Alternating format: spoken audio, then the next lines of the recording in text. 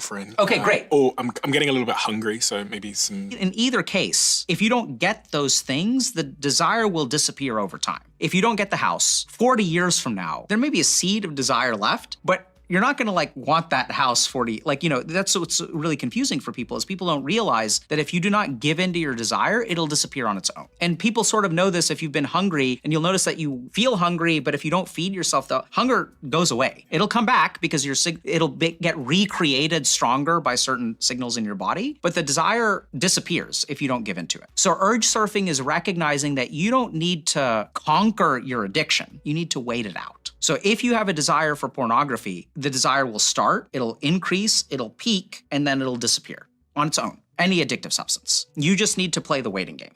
What causes narcissists to become narcissists? Were they born that way or exposed to trauma that caused them to become that way? What a great question. So where does a narcissist come from? Basically, the way that a narcissist forms, you can call it trauma, but I would say it's a very specific thing. A narcissist forms from conditional love. See, when we unconditionally love someone, we teach that person that there is something within you that is good, that is independent of how you act, how you look, how you behave. When you are not unconditionally loved, and when you are conditionally loved really, really, really hard, or not so much the love, but when the conditions are huge, when your whole life is about conditional responses, then what happens is someone becomes very attuned to things outside of them. They become focused on the outside, focused on the outside, focused on the outside. And that leads to narcissism. But the other thing is if you grow up with a narcissistic parent, they're narcissistic, right? So the way they feel about themselves depends on how you behave. And then in turn, I don't know if this kind of makes sense. I'm going to try to draw this. They'll do something that then makes you do something, behave in a certain way, which then makes them feel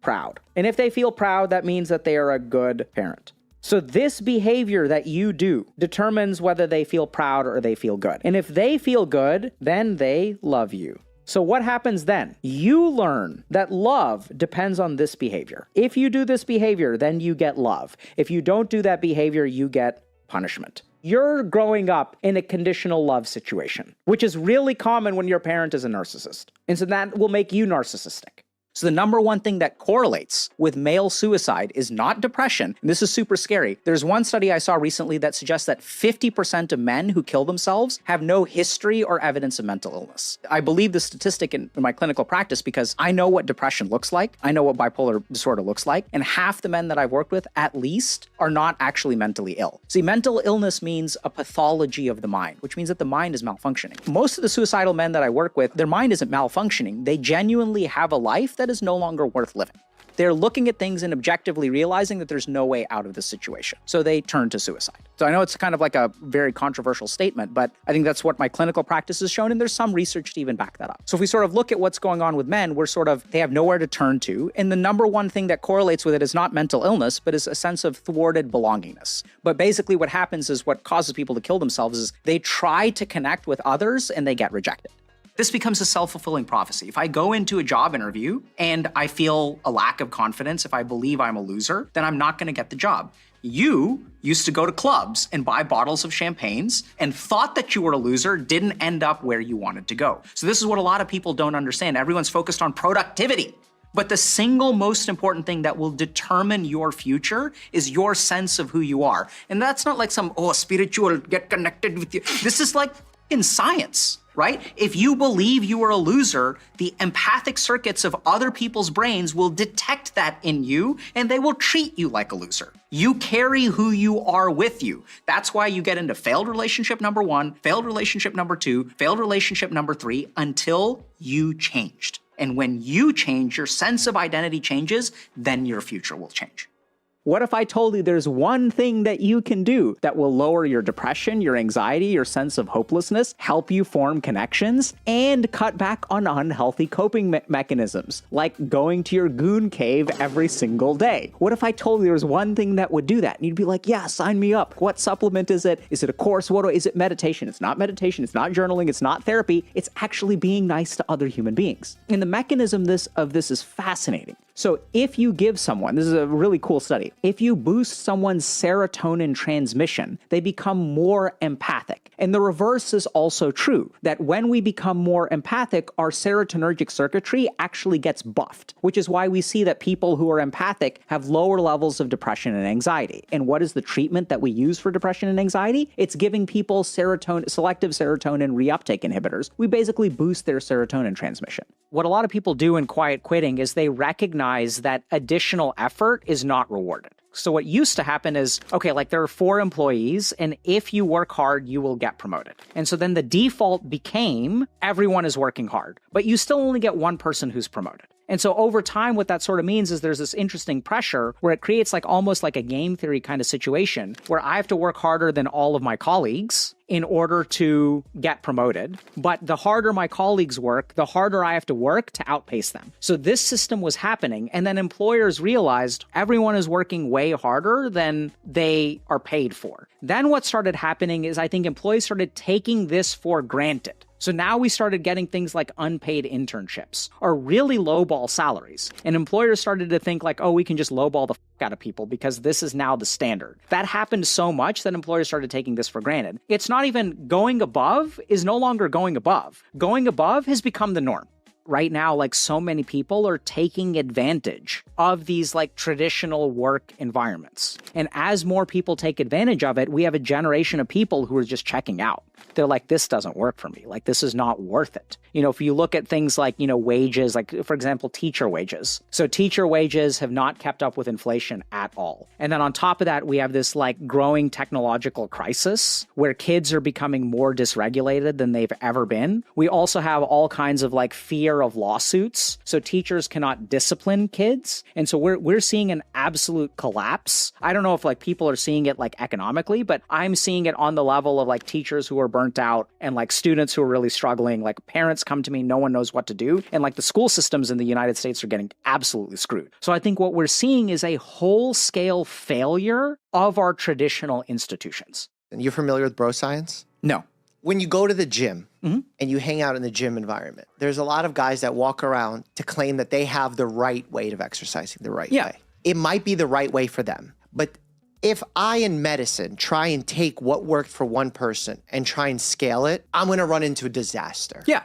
That's why I think it's better to look at population and then try and narrow it. That's why I think the principle of starting with one and going up and generalizing is way more problematic. But so this is a fundamental misunderstanding. The whole point of Ayurveda is you don't generalize one to the broader population. You develop a system that works for each person ideally. That's what their approach is. There's no generalization. Or I mean, there's some generalization, some necessary generalization. But their whole point is that when someone comes to you and this guy is bro science and he says this works for you, the Ayurveda doctor says the next person comes along and they try to figure out what will work for you specifically. They don't care about populations, they care about individuals.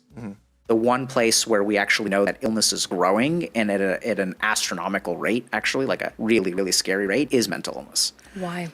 One is that I think we have a whole-scale negative effect of technology. So there's tons of studies that show that basically the number of hours that you're on social media correlates with worsening mood, worsening anxiety, body image issues, things like that. There may be other things going on too, which I'm pretty sure there are. But I'd say that's the biggest thing, is that we have this very, very pervasive influence on our mind, which I think the average person in the United States uses a cell phone for 4 hours and 37 minutes a day. That number I think is actually low. I was going to say, that seems low. Yeah, so I think that's the average person, right? So I think the upper limits of like studies look at 6 hours, 6.5 hours. So I think we're having these influences on our mind. We don't really know what it's doing to us. And it's creating a lot of FOMO. Like we have all this language for it, right? FOMO and things like that. These are new problems, imposter syndrome, burnout. These are all on the rise. You can't make up anything. Once time is gone, it's gone. You can't truly undo anything you've done to another person. You can try to compensate, but you can't really reverse it. Any words that leave my mouth have left my mouth and they have the impact. 2 things you can't take back in life: the time that has passed and the words that come out of your mouth. Can't. And now something cool happens. Once you believe that you can't really make up for your past mistakes, then you start to live in a much more vital and important way. So some people will listen to this and they'll say, does that mean I'm doomed by my past mistakes? No. You have to be very subtle and careful about this, because if you have a negative cast to your mind, you'll say that you can't ever fix your mistakes, therefore stop trying. No, it's the opposite.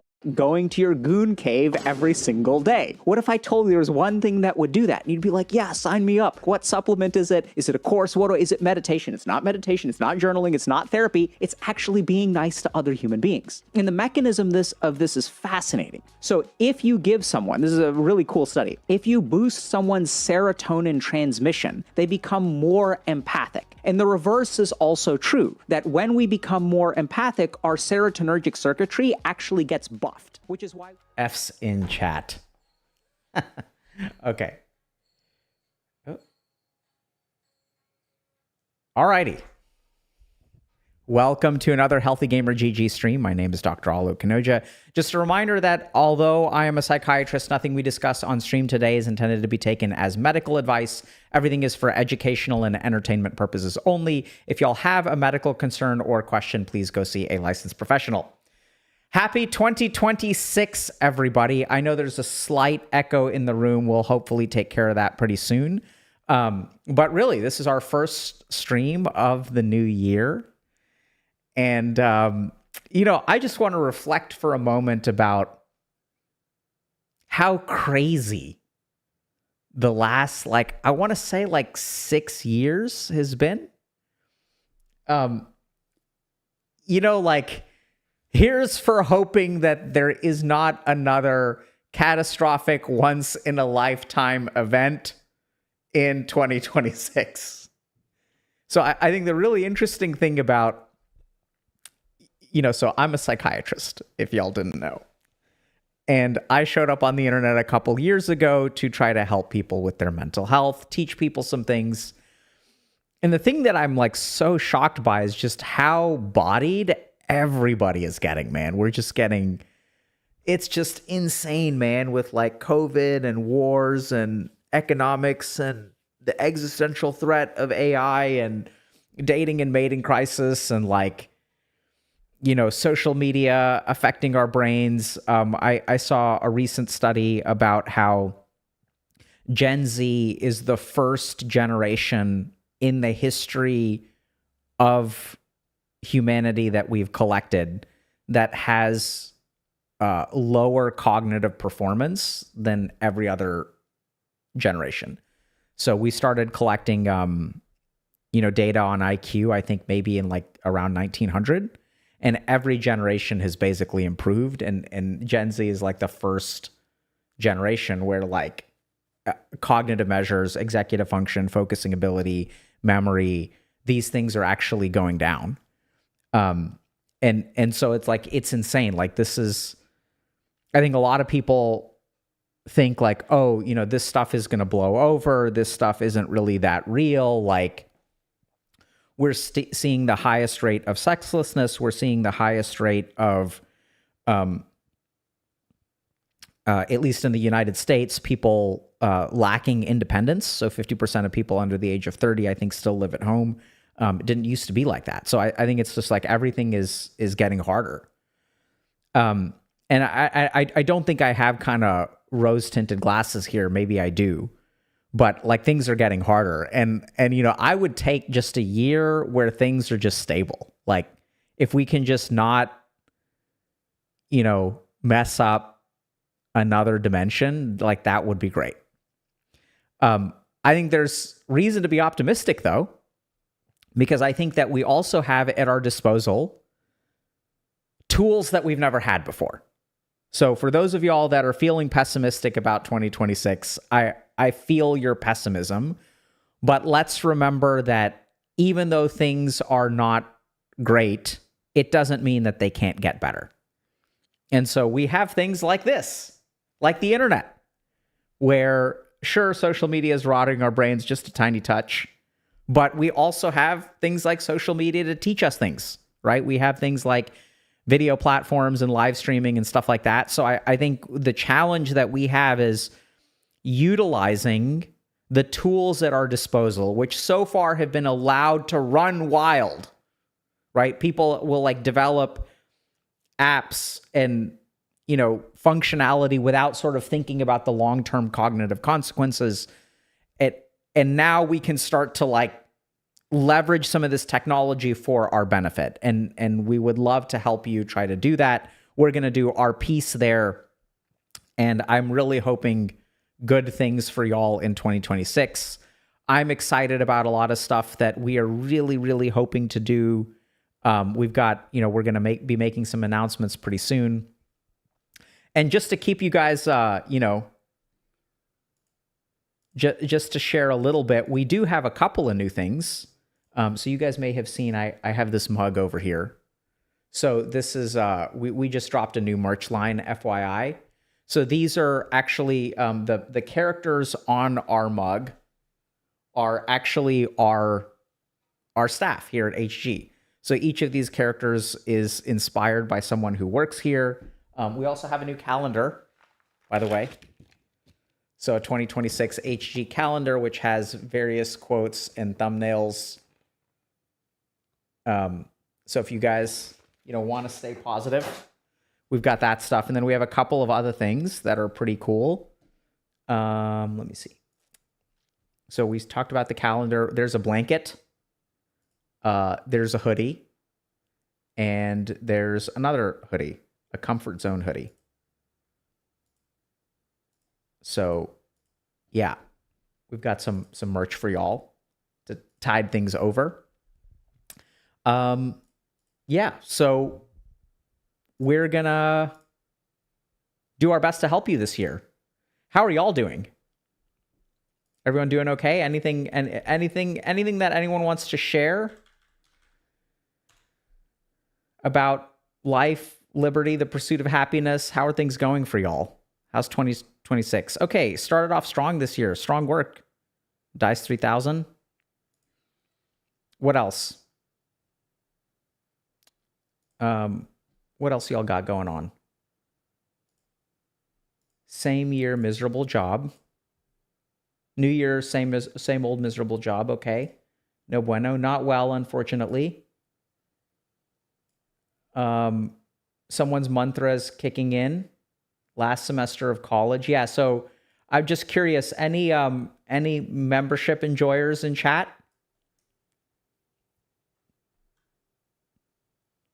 Speaking of mantras kicking in, met a new girl.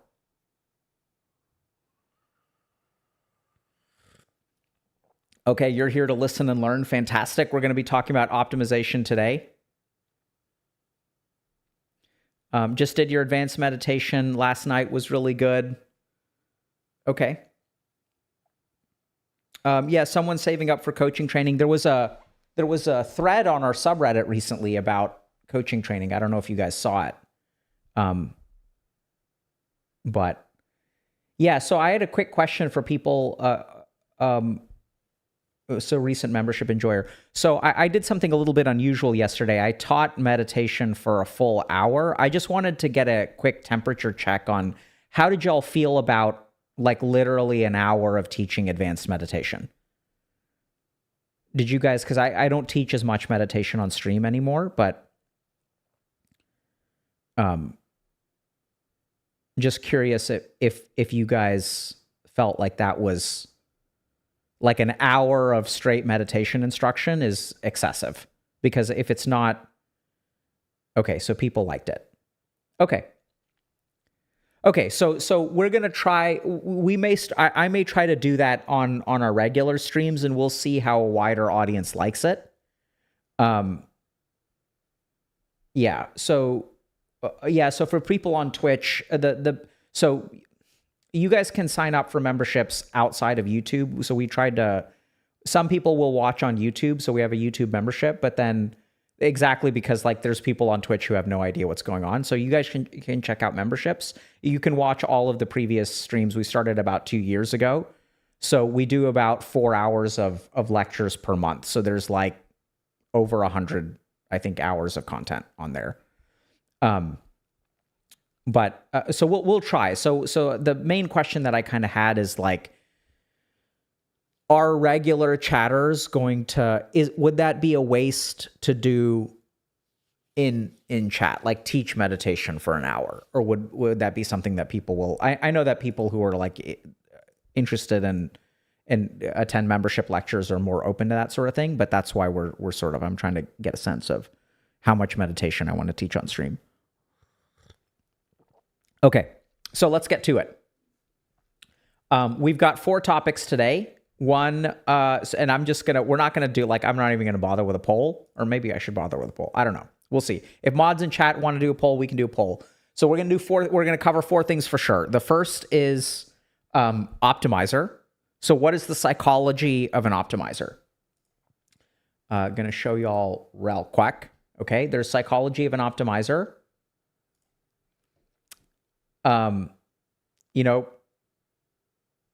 Then there is high empathy people running different simulations to understand why someone acted that way, and people running on instincts, judging someone's entire bloodline by one mistake. For those of us that try really hard to understand people, should we just give up? Should we just like give up on empathy? Is it just a waste of time?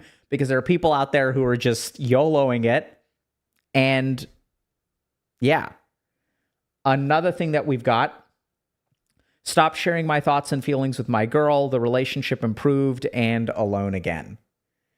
And then the last thing that we're going to talk a little bit about is making a hobby your entire personality, which is something that we see a lot of people with ADHD identify with. It's not specific to ADHD, but yeah. So what are y'all feeling? What do y'all want to do? And by the way, today's like Friday, so I'm just kind of in a vibing mood. So we're going to like cover this stuff, but like it's not going to be super like formal lecture.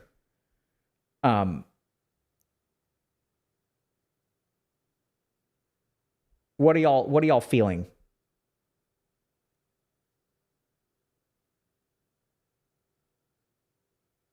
Hobby first, optimizer first. Okay. No Dota. We have lives to save, Crow. Okay. Okay, so let's start with optimizer. So some people are catching us live specifically for optimizer. So let's do optimizer, okay? All right. Oh, wrong one.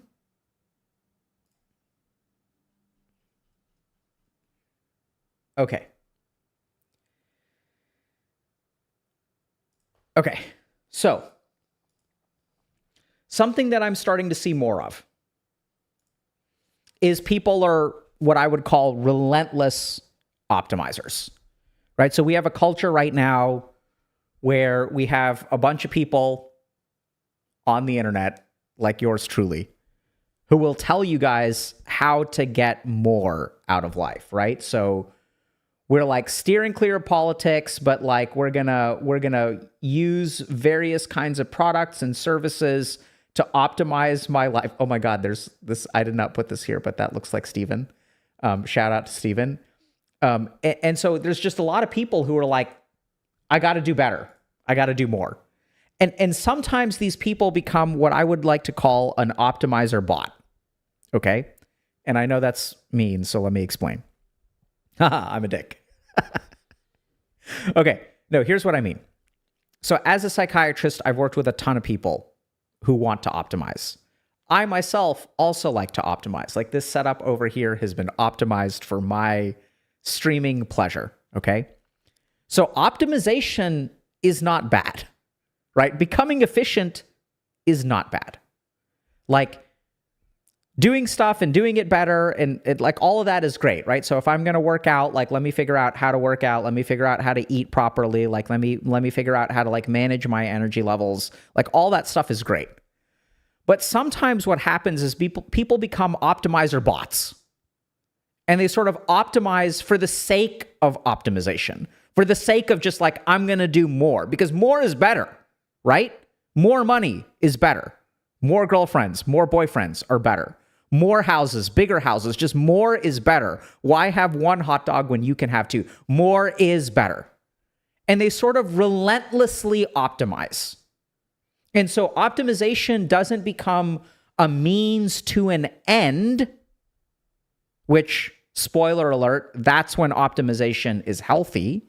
It becomes an end in and of itself.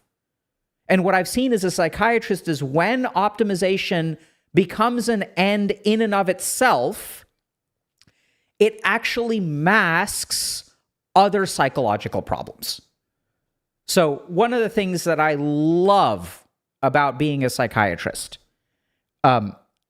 is that I get to work with a lot of people. Like, not all psychiatrists are like this, which is totally fine. You know, many psychiatrists, many of my mentors are like specialists in one area. So there's a guy named Dr. Michelon who's was an awesome mentor of mine, is just like one of the world's best experts in depression and in supplementation. So he's like absolute awesome guy, fantastic person to learn from. But what I sort of found when I was training is I kind of liked the variety of it. Okay. So and what I've done is I've seen optimizers of many shapes and sizes. So I've seen people who are like, I'm a CEO. I exited my first company. Now I'm optimizing my life so I can be a serial entrepreneur. Or, hey, I'm homeless and I really have to get my shit together because I'm tired of being homeless. I need my first job. I'm addicted to pornography. I'm addicted to fentanyl. I need to fix my life. Okay. So there's a whole spectrum of people.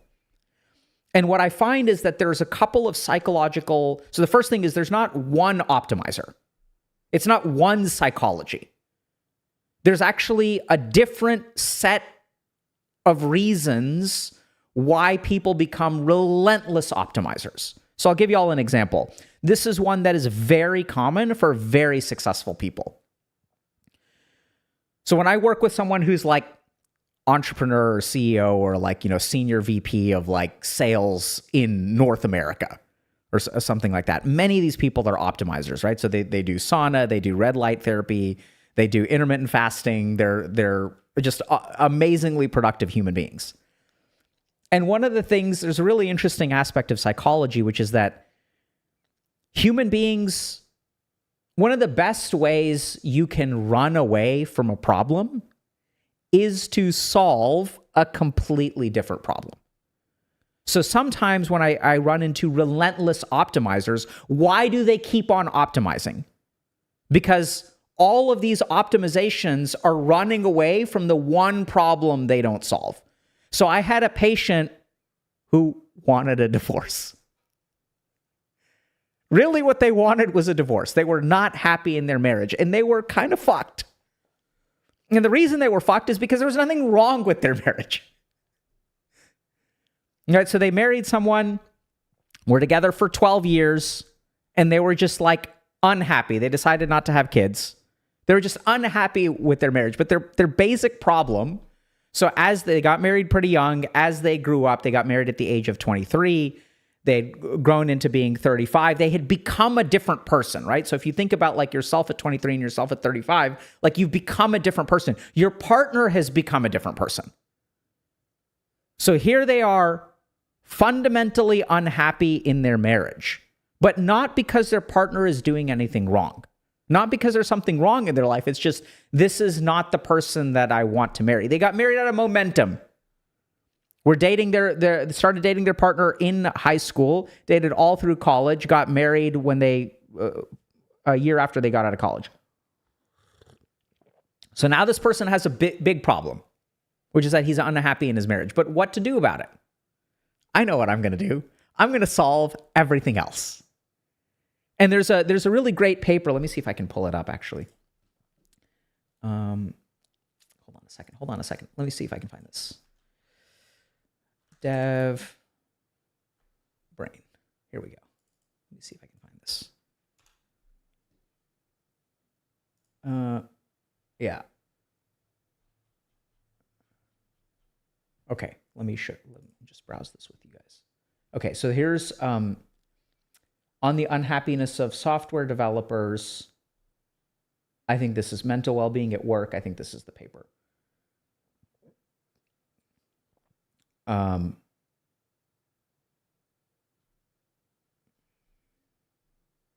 Hold on, is this the right one?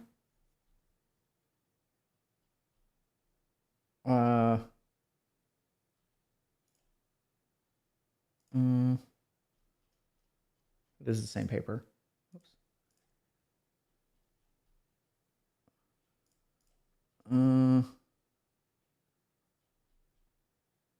Here we go. Maybe this is it. Yeah. So what I think this is the one.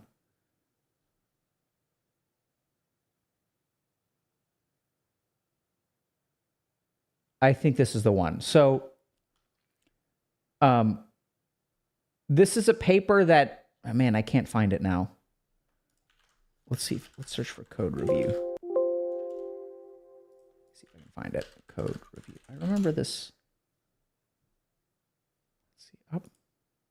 There we go. Hold on. Nah, I can't find it. Can't find it. Failed. Chat. There's a paper that is looking at burnout for software developers. And one of the reasons that software developers burn out is because when there is a task that they don't want to do, when they're procrastinating on one task, what they do is they spend a lot of time doing like little things that are not solving their main problem. And for senior developers, one of the key things that they do is junior code review. So it's like, I've got this big thing that like this big feature that I have to build, but I don't know how to build it, and I don't have the budget, and I don't have the time, and management keeps on changing their mind, and the feature isn't even going to work. Oh my God, what do I do about it? I know what I'm going to do. I'm going to go into work today, and I'm going to do junior code review. I really wish I could find that paper, because it explains it really well. So we as human beings have this very fundamental element of our psychology, which is that we don't like unsolvable problems. When I'm faced with an unsolvable problem, I need to do, I need to do something about it, but I don't know how to do something about it. And when we're faced with an unsolvable problem, it feels absolutely overwhelming, right? Because I need to do something, but I can't do something. I don't know what to do. It's psychologically torture. So what we do is shift to things that we can control. There's a saying, rearranging deck chairs on the Titanic. Now, I don't even know if this story is correct or not, is real or not. There's this story that when the Titanic was sinking, one of like the senior wait staff was like, oh my God, the deck chairs on the top of the Titanic are out of order. The ship is sinking, but we have to have the deck chairs in the right order. And you guys may have seen this. You may have had a parent who like is going through a bad situation at work or is stressed out in some way, and they show up and they're like, this needs to be done this way. Like the shoes need to go in the cupboard like this way. These plates need to be wiped down this way. And they hyper focus on controlling one thing, because they can't control something else. And the reason that you know this is the case is because for the optimizer, it's because we're relentlessly optimizing all kinds of random things. And really what we are, and this is where when I work with some of these executives and stuff, we'll like lean into shadow work, right? So it's like, what is the problem that you are avoiding by solving this other thing, and then solving this other thing, and solving this other thing, and solving this other thing? Because if you can be moving towards something, it gives you a sense that you're progressing. And if you're progressing over here, it's hard, because of this principle called cognitive dissonance, to feel stuck over here, right? So it's really hard for humans to feel progressing and stuck. This is an element of EQ that needs to be trained. In therapy, we'll call this the dialectic, right? So like, this person loves me and they're angry with me. It's hard to believe those two things at the same time. I recently realized, this is hard for me, that I have a very close family member that I dislike, but I love them immensely. right? It's hard to hold those two things at the same time. And so sometimes what the optimizer does is takes advantage of this. Because if I feel crippled and over here, I can optimize all of these different things. And this is how they become optimizer bots. Because I'm going to optimize this, and then I'm going to optimize this, I'm going to optimize this, and I'm going to optimize this. It's progress for the sake of progress. And oftentimes, if you're this kind of person, right, the key question that I usually ask in therapy or coaching is like, what is the problem that you are trying to avoid solving? Right? Every time you move towards something, what are you moving away from? What's that one thing that is not going well in your life that you feel paralyzed in order to solve? And so that's the key question. But that's only one kind of psychology, okay? There are a couple of other things that I see. Another reason why people optimize is because they... This is kind of sad. I'm thinking more also about coaching clients. So sometimes the reason people want to get better at stuff is because it's their way of measuring their value. So I one time asked someone who's very successful, what drives your desire for money? And their answer was, it's the best way to keep score. In the game of life, how do you know who's winning? Because this person could be happy, this person could be healthy, this person could be sad. There's no way to know if I'm winning. Are you winning, son? And so, enter money. It's just the best way for me to understand whether I'm better than another human being. So another subtle reason why people are relentless optimizers, and once again, I'm not saying that optimization is bad, like it is a healthy part, a very productive part of life. But sometimes people optimize out of ego. They optimize because they want to be the best, right? And be the best for what? Be the best because you just want to be the best? Because you don't really understand who you are, because you're not content in life, you are not at peace. So there's this idea that if I'm not at peace in life, if I become the best, then that somehow solves that problem. So people want to get better just because they want to get better, because they want to be number one. And this is also where, if we look at the vulnerability here, why does someone want to be the best? It's because they're not happy in who they are. So this is where it's like, the operative question here is, what does it feel like to not optimize something? Who do you become when you are not optimizing? And oftentimes this will uncover all kinds of terrible stuff. So I see this very commonly in people. I'm making them sound like assholes. They're not. So I'll give you an example of what this looks like. So I had a patient once who was bullied a lot in high school.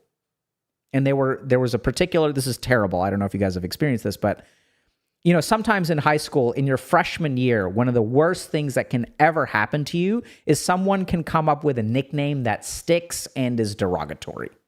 So when everyone's getting to know each other, when you're 15 years old, they slap you with a nickname. And since everybody's insecure and everyone's feeling not confident about themselves, it's really easy to dogpile onto this derogatory nickname, and that's what they call that person. So every time they have the wrong answer in class, when they fumble the football, the nickname comes out, the nickname comes out, the nickname comes out. Okay? And so once you get branded in this way, you feel like the worst. And so optimization enters the picture, because how does optimization enter the picture? Because you're at the bottom of the totem pole. And as long as you are getting better, you will never be at the bottom of the totem pole again. So this group of people sounds kind of like they're assholes, right? They're egotistical and they want to be number one. But the question is why? It's because they used to be number 100. They used to be number 1,000, and they vowed to themselves never again. But then they get into a subtle problem. I don't know if this kind of makes sense. This is hard, but they start to associate and attach meaning to progress. Because I never want to be this thing over here. I want to be number one, and number one means I'm happy. Why does number one mean I'm happy? Because number 100 meant I was sad, right? So if I was sad down here and I achieve this, then I will be happy. And so now something really, really, really dangerous happens as they start to tie together being number one with happiness, because they tie together being number 100 with sadness. But it doesn't work like that, right? The right way to be happy is to not run away from unhappiness. It is to work through unhappiness. If you guys wonder, what does that mean? Watch our video on emotional processing. Turns out was one of the best videos that we made last year, because people are like, I've heard this term, I don't know what it is. We're starting a deep dive on Monday, by the way, into emotional processing over on the membership side. So if y'all are interested in that, but you can watch the free video on YouTube. If you guys want more, then you can check out the membership one, but the video on YouTube is great. Okay, so second reason to optimize is because I want to be number one, and I'm going to be the best. And the better I get at things, the closer I get to number one. Why do I want to be number one? Because I've been number 100. Don't ever want to be that again. There are other reasons why it can be associated with ego. So once again, this becomes an optimizer bot. You are just relentlessly optimizing for a reason that you don't even understand. The third reason, this is a little bit more esoteric. Actually, I don't know if that's fair. The number 3 reason why people relentlessly optimize comes down to a fear of death. So how does this work? Okay, so let's understand what optimization is. Optimization is getting more per unit of resource expended. Okay, so it's like making $100 instead of $50 per hour. It is, and if we really look at a lot of this optimization, right? Let me see if I can find this. If we look at a lot of this, it's like, okay, like I don't want to spend time eating lots of food. I want to just have one drink that will deal with all of my nutrition. Right? Like I want to learn I want to listen to podcasts while I'm walking around. I want a watch that will measure my sleep. I want to get more out of a fixed amount of resource. That's the fundamental of optimization. Makes sense, right? I want to get more. I want more. I want more per unit time. And generally speaking, when we think about what we're optimizing, if you really look at the denominator, the top can be whatever. It can be more muscles, more money, more nutrition, more longer lifespan. And then what ends up happening is per unit what? Per unit time. The denominator is almost always time, because if you look at what in a human life, what is the most limiting factor? The limiting factor is time. Oh, I need to read one book a month. Why? Why can't you read one book every 2 months? Why do you have to read 300 books a year? Why can't you read 30 books a year? Because time is running out. And so if we really look at fundamentally, this third kind of optimizer, if you want to stop being an optimizer bot, if you want actual peace and contentment, which, by the way, is something that the first two optimizers don't really get. Right? So the peace and contentment comes when optimization is a means to an end. The target is already set, and the achievement of the target will bring you, hopefully, peace, happiness, contentment. Right? This is the I'm trying to optimize because I want to get a PS5 before this particular game comes out, before the Fable remaster comes out, whatever. Right? And then once you get the Fable remaster, hopefully, fingers crossed, you're happy with it. Right? But this third group of people, what they fundamentally are concerned with is a lack of time. I want to do more. Why do I want to date more people? Why am I so interested in polyamory? Because this experience is limited. And what I want is I want to get closer to an unlimited experience. There's so many books to read. I can't read them all. I want to read more. I want to read more. I want to read more. And what does this boil down to? It boils down to a fear of death. Now, this is one of the fundamental 4 fears I think that the Buddha talked about. Other people in the karmic traditions, Hinduism, Buddhism, will talk about the fear of death as being fundamental. Some groups of people believe that conquering the fear of death will conquer all of your fears because it is the most fundamental fear that human beings have. This is also true in Western psychology as well. There are many like psychoanalytic thinkers who will sort of really focus on the fear of death as the root of all anxiety. Because death and the limitation of time is how we as human beings are limited. So conquering that fear, accepting that life on this earth is limited, that you don't get to do everything. See, it is the panic to try to do everything that turns you into the optimizer bot. I need to do more. I need to do more. I need to do more. I need to do more. You can't do it all. This is also where FOMO comes from, right? Fear of missing out. Missing out on what? This experience. Why are you not content with the experience that you have?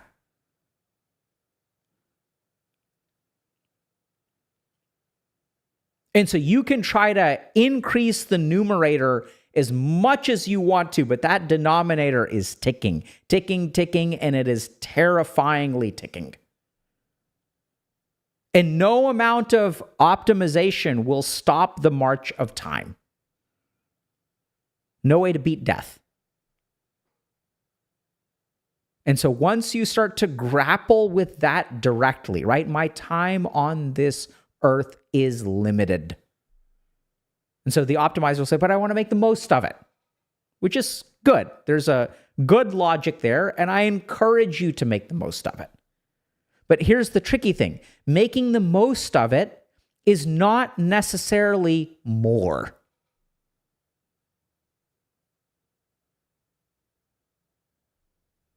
Because once you understand the difference, then you'll understand, right? So think on that. Meditate upon that. Existential dread setting in, good. Existential dread setting in, it's not setting in, it's coming up. Right? Setting in implies it's coming from the outside. No, it's coming up. And that existential dread is there. It needs to be worked through. And so generally speaking, when it comes to optimizers, these are the 3 major psychological patterns that I see for optimizer bots. And for the rest of you who are using optimization because you already have a goal in mind, which hopefully will lead to peace and contentment, then go for it, right? But optimize with awareness. Don't just do it automatically. I need more, more, more, more. Why? Right? Because it's never going to work. Okay, questions?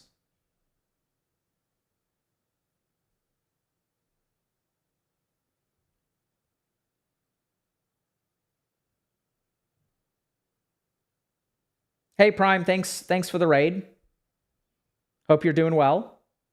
I don't know what shroot means, but welcome. What is shroot? Am I getting memed right now without my realization? Nice, dude. Welcome, guys. Shroot Farms?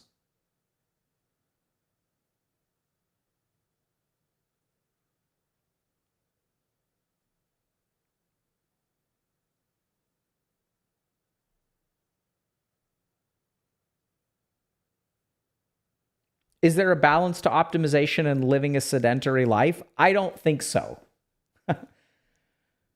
I get shooted. What is this? Should I Google this, or is this a mistake?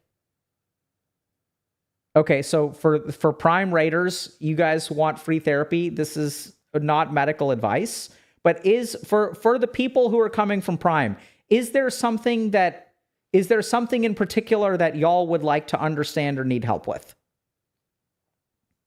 Google it, that's safe. This seems like a scam, but I'm going to do it anyway.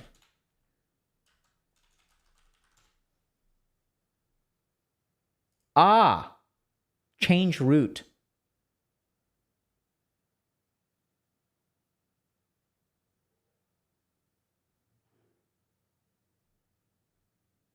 Oh my God. Okay, we're going to give y'all something special. Okay. Change root. A Unix Linux command that changes the apparent root directory for a process, creating an isolated environment, a jail where programs can only access files. Okay, we're going to do something fun. This is going to be nuts. Okay, so I'm going to need y'all's help. And those of you who have done memberships, shh.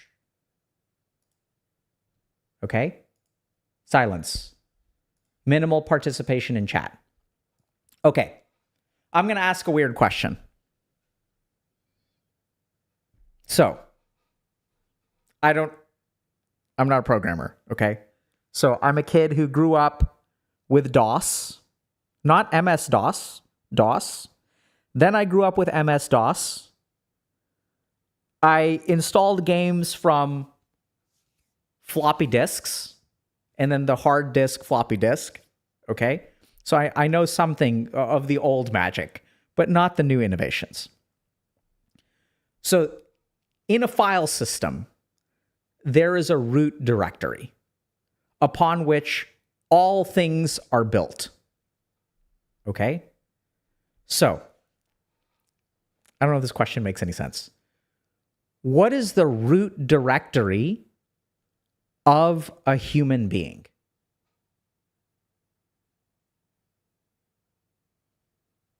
What is the root directory of a person?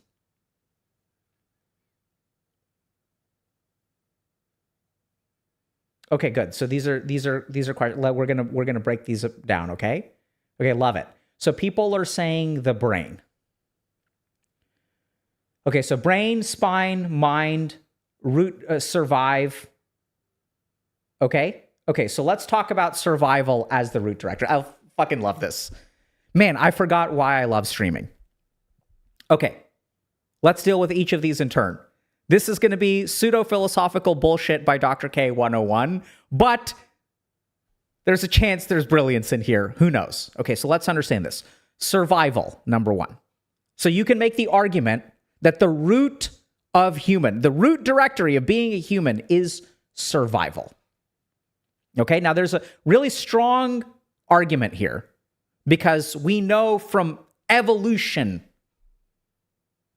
that organisms, what natural selection actually selects for is viable offspring, right? So it's not survival, let's be very clear. Survival is not what evolution selects for. If survival is what evolution selected for, organisms would last forever. So what we select for is offspring that are capable of having offspring. That's really what we select for. So you can easily make the argument that the root directory of being a human is survival. But I would challenge that argument. I would say that is the root directory of life, not humans. Because humans are capable, and this also can be disputed, humans are capable of going against their nature. That's what makes us human. Now, you can make an argument that that is not the case, right? But my favorite example of this is, I don't know if you guys have ever seen these these TikToks or whatever of my dog is a vegan and my dog loves vegan meat. And then they take their vegan dog and they go on some morning show or whatever, and they give him a pile of regular meat and a pile of fake meat. And then the vegan dog miraculously eats the real meat. Oh my God, it's such a betrayal. right? So human beings, we have all of these natural impulses to eat things like Twinkies, but we go against our natural impulses. And the most profound example of this is suicide, right? You have human beings who will eliminate themselves. Another example of this is celibacy. You have got this whole crop of human beings. I'm not talking about incels. I'm talking about monks who are like, you know what? I ain't going to have any viable offspring. And yet, these things continue to persist in society. Now, you can make another evolutionary argument that on the whole, these things can be selected for based on evolution. That's absolutely there. So you can make that argument, but that's not the answer that I want. I don't think it's the fun answer. So let's dispense with survival. Okay? Maybe for life, but not for humans. Human root is happiness. I don't know about that. Sort of, maybe. We'll get there. Second thing, the root directory of human is brain. I do not think so. Now, the question is, how can I make an argument that it is not brain? Okay, so the brain is just a mass of neurons. Okay, so there's a bunch of neurons in our gut too, but we don't say that the root of humanity is our gut. So you could say like, okay, it's our brain, but why is it our brain? Like our brain does a lot of stuff. So like our brain is like, manages, a fourth of our brain, I mean, maybe not by mass, but by lobal delineation. We've got this thing called the occipital lobe, which is in the back of our head. It's a whole lobe. We've got 4 lobes: parietal lobe, temporal lobe, frontal lobe, and occipital lobe. 4 lobes in the brain. One of the lobes is occipital. The occipital lobe, the occiput, the back of our brain, is basically all visual processing. Right? So is a fourth of the root directory of humanity visual processing? I don't think so. Right? Is like 25% of our life visual processing. Maybe today, because this is what we do. This is what we do. But that's not really what it means to be human, right? Being human is not defined by how you look at things. Or maybe it is. Who knows? That's maybe a profound philosophical statement in and of itself. But I don't think it's the brain, because the brain is just like, it's like a mass of tissue, right? It does all kinds of stuff. It's important. But I don't think it is like more important than the gut. And so what I love about meditation is that I think meditation, and this is my bias, okay? I'm not saying this is like correct. I'm not a philosopher. I have no idea if there is philosophical weight to the arguments that I've made. But you guys came in here and you started spamming truth. So I looked at the definition of truth and I was like, oh, this is awesome. Because what is the root directory of humanity? And I love exploring this stuff, right? So like when I sit with a patient and when I think about my own development, I was like, okay, what's at the bottom? Like, where can I go? Like, so any patient comes into my office, they have depression, they have anxiety, and I think about how do I help them? Right? That's what we're trying to do, is like help them on a fundamental level. So you can help them at a more terminal level. Like, okay, if you have depression, you think this way, then think this way. If you have anxiety, instead of thinking this way, think this way. If you have narcissism, instead of thinking this way, think this way. If you have depression due to a chronic medical condition, if you have depression due to a sluggish nervous system, there's a great study that came out, I think in 2002, that showed that a long-term exercise is superior to SSRI medication when it comes to the treatment of depression. So it's like, okay, like, this person needs this kind of fix. This person needs this kind of fix. This person needs this kind of fix. Then you do something really cool, which is you look at all 3 of those fixes and you ask yourself, is there something deeper that that explains how these three fixes happen? Is there something deeper in the file structure? Instead of deleting depression.exe and deleting anxiety.exe and deleting narcissism.exe, can I go to a further back root directory and hit the delete button? And the answer is scientifically yes. So then we stumbled upon something really cool called transdiagnostic factors. Okay, I'm going to show you all some research. Okay, so I know I'm having fun with our new guests, and I think Prime is great. So this is what I'm doing. I'm gonna shift back to what I was supposed to do in a bit. Okay, what is this?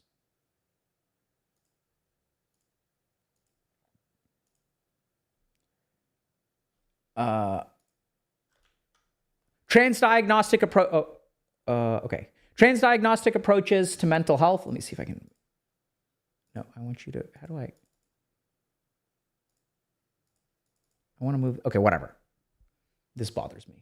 Not whatever. Put it over here. Or over here. Over here. Okay. This is what we're going to do. Transdiagnostic approaches to mental health problems, current status, and future directions. Okay? Despite long-standing and widespread blah, blah, blah, blah, blah, blah, blah. Okay.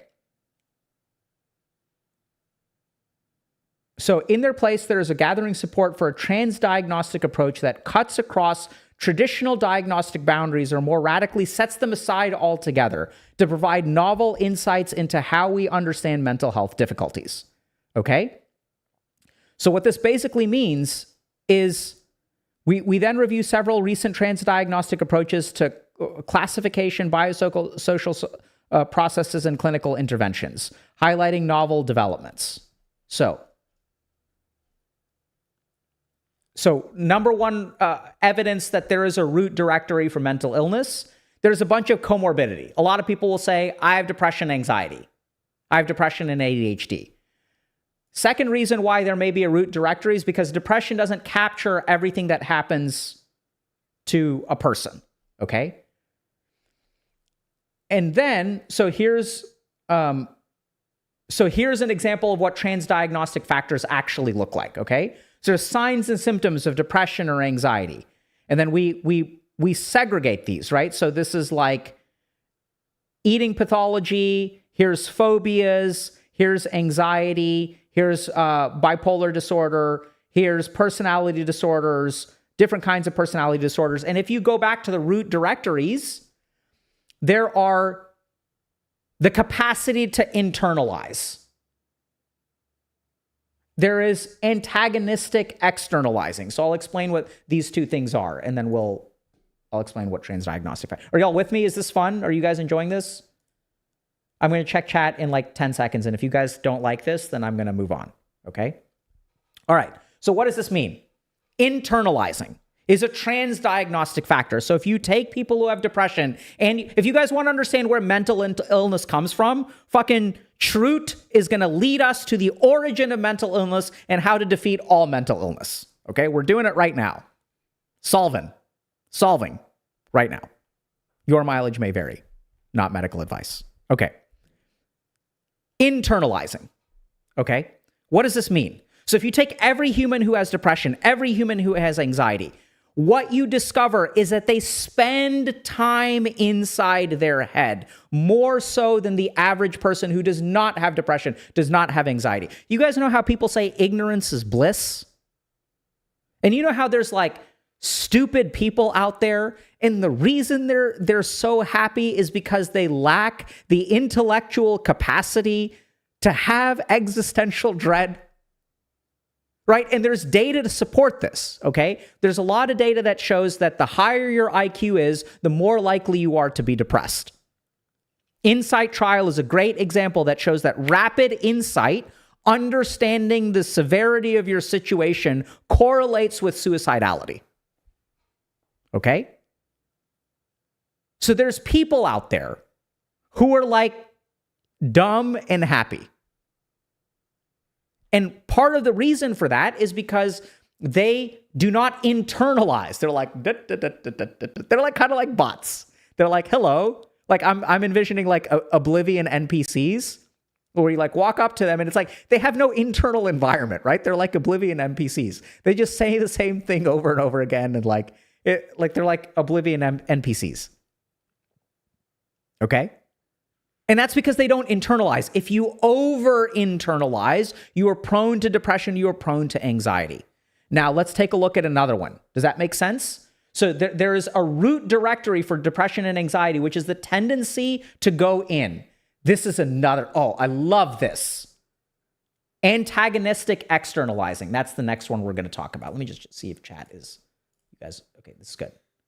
Okay. Yeah, I had health issues once, and then I took an arrow to the knee. Arrow to the knee is the truth. You guys jump to the answer. So antagonistic externalizing. What does that mean? If you look at people who are narcissistic, histrionic, paranoid, and borderline, what is the root directory of these personality disorders? You have an antagonistic relationship with the people around you. The feelings that you have get externalized with people around you in an antagonistic way. When I feel stupid, it's because you're calling me stupid. Histrionic. What is histrionic personality disorder? Karens.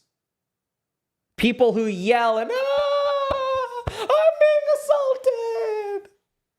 You know, like you've seen these Karens who are like rolling around on the floor of a grocery store because someone wouldn't let them skip ahead in line and they're being assaulted. They're histrionic. They show a lot of distress. You're doing it to me. Narcissists. I feel insecure. That's your fault. Borderlines.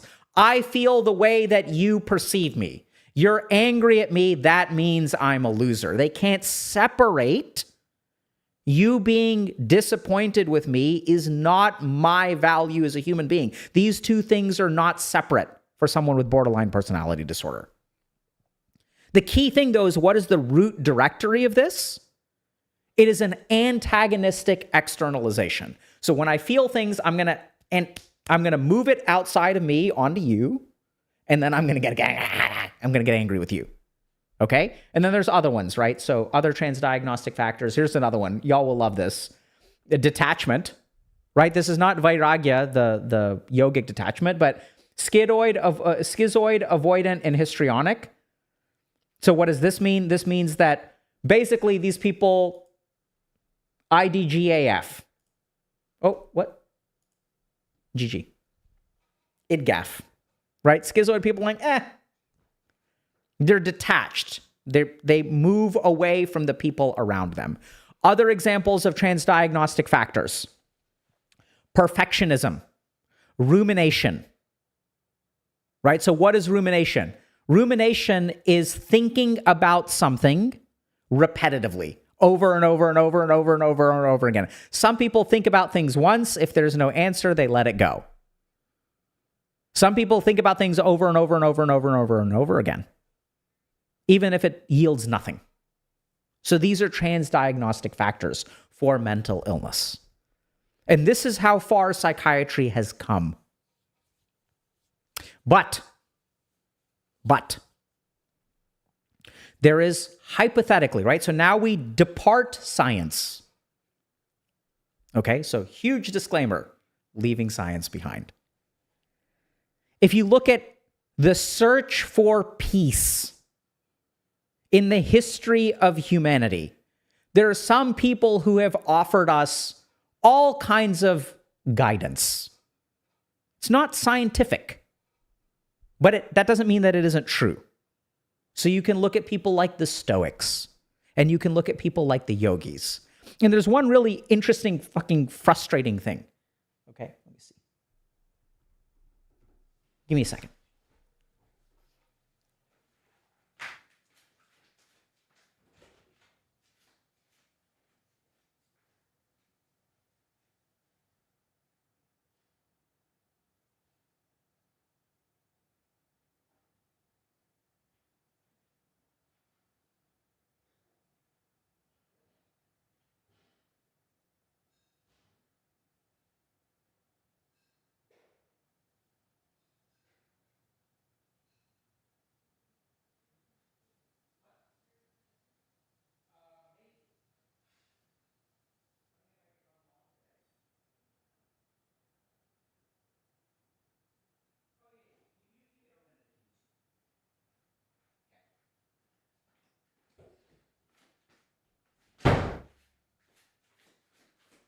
Okay, I'm back. So here's my problem as a psychiatrist, is that I can't help all of my patients. So I've had 3 patients that I can think of in the history of my career. I've seen over 1,000 patients. There are 3 patients that I really have not been able to help. TBH. I would say that my treatment has been basically a failure. And so when I have a patient who I fail treatment with, I don't like take that lying down. Okay? So I do things like read. I read a lot. I try to figure out how can I help this person, right? So that's how I stumble into transdiagnostic factors. And then I also look at one other place, which is like, okay, there are these people like Stoics, there are people like yogis. So I read books like this. Ravi Zacharias, The Lotus and the Cross, Jesus Talks with Buddha. Hey, what did Jesus have to share with Buddha? Here's a book on Vedanta. Okay? If you guys, this dude, if you know who he is, he needs no introduction. If you don't know who he is, I'm not going to introduce him to you. And then there are books like this. This one is an absolute banger. Okay? And like, there's good stuff in here. Right? So this actually talks about the root directory. So Chitta and Vritti, right? And then I read this book. I don't even know what this one is. My Hindu Hermanos. These are just the ones that I'm reading right now. Pranayama, Mudra, and Meditation. This is actually a great book because this is by, I don't know if you guys can see this, but yeah, you're not going to be able to read that. This is, there's a research institute and a healthcare center and like a scientific research institute, and there's Vedic Yoga, the Path of the Rishi. So I read this stuff because what I'm looking for is the root directory for transdiagnostic factors. And I think the best answer is over here. And the reason that I think the best answer is over here is because I never find what I'm looking for in these books. And why do I not find what I'm looking for? What I'm looking for is I have a patient who's got treatment refractory depression. So I'm thinking like, oh man, these yogis are so smart. Stoics are so great. Like, let me read this and let me see if they have answers that can help me help this person. And none of them have fucking answers. It's annoying as none of them have answers. None of them talk about how to overcome depression. None of them talk about how to overcome anxiety. None of them talk about that stuff. You know why they don't talk about that stuff? Because the yogi tries to enter pseudoscience. Like now we're on the pseudoscience rocket ship, okay? They transcend mind. The yogi is not interested in solving a particular vritti. Vritti means fluctuation in the mind. They say, if you really look at the mind is not an object. The mind is activity, right? So the mind is this thought right now, and this thought later, and this emotion right now, and this emotion later. So really, if you think about it, even what we call the subconscious is activity. Right? So they're like, wait a second, this is not matter, this is a waveform. And so how do you fix all waveforms? If you return to stillness, if you get back to baseline, and there is no fluctuation, then you will be at peace. Now, people say, does that mean death? I don't think so. So let me explain, right? So here's some really interesting, and this is where, I'm not making a philosophical argument. If you guys want to understand what the root directory of humanity is, I'm going to give you a hypothesis that you must investigate. Because this is something that can be experienced. I can teach it to you, but until you feel it, it doesn't have any value. I can talk to you for 10 years about love, but until you felt it, nah. So question number 1, when you are unhappy, unhappiness almost always, or let's just say always, is rooted in a desire that is unfulfilled.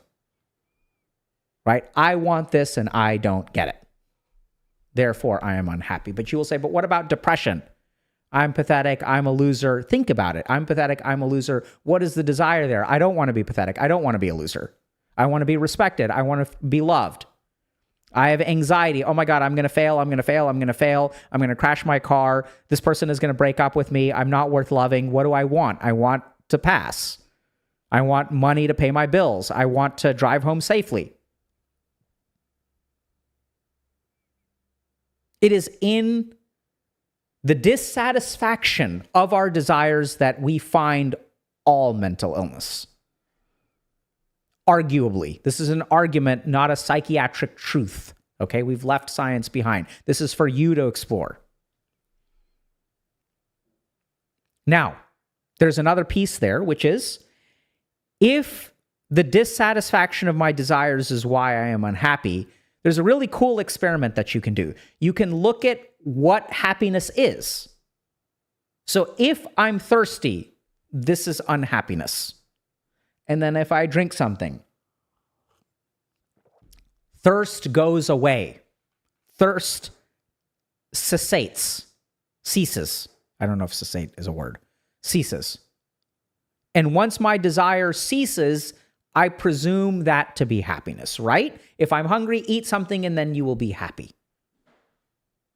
So our whole life is about, for most people, the cessation of our desires, the completion of our desires. I want, give it to me, then I will be happy. I want it. Now, the yogis and the Stoics, and this is why I like this answer. So I like this answer because it was independently discovered by two groups of people. They said, they have slightly different answers, slightly different perspectives, but the yogi said actually what happiness is a cessation of the fluctuations of the mind, is stillness.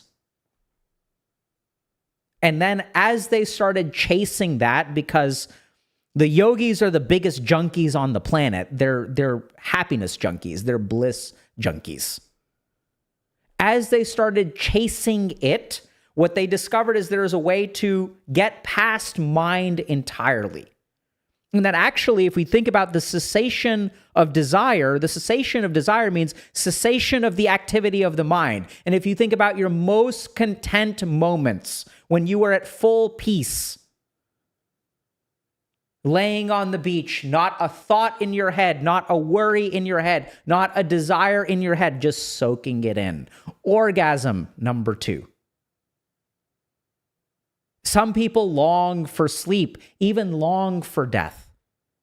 If I went to sleep today and I never woke up, we call that passive suicidality. They don't want to die, but they're okay with the cessation of all of their mental activity because their mental activity is painful. So contentment is the cessation of mental activity. And then we get to the root, the truth. And the whole problem is that there's the root directory, but then we changed the root directory. And when we changed the root directory and we stepped into mind, then we restricted. I love this. This is so good, dude. Hold on. Where's truth? When we changed the root directory, we created an isolated environment, a jail, where programs can only access files within that new directory. This is literally, this is insane, man. If you look at some of these old texts on spirituality and meditation, they say the misidentification of the divine self, the Paramatman with the individual ego. I think I'm the ego. I moved out of root into truth. And once I did that, they literally call that the moksha or enlightenment is called liberation. It's breaking free of the jail of the truth. It maps on one-to-one because there's a root directory that you can go back into. So step number 1 of going back to the root directory is individual mental patterns, which are highly specific, moving back to transdiagnostic patterns, antagonistic externalizing, perfectionism, cognitive inflexibility, rumination, more primitive forms, where if we fix, this is really cool. I'm not going to pull up the paper right now, but yes, I am. Fine.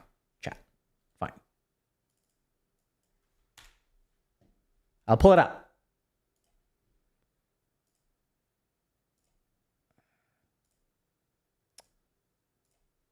Yes. No.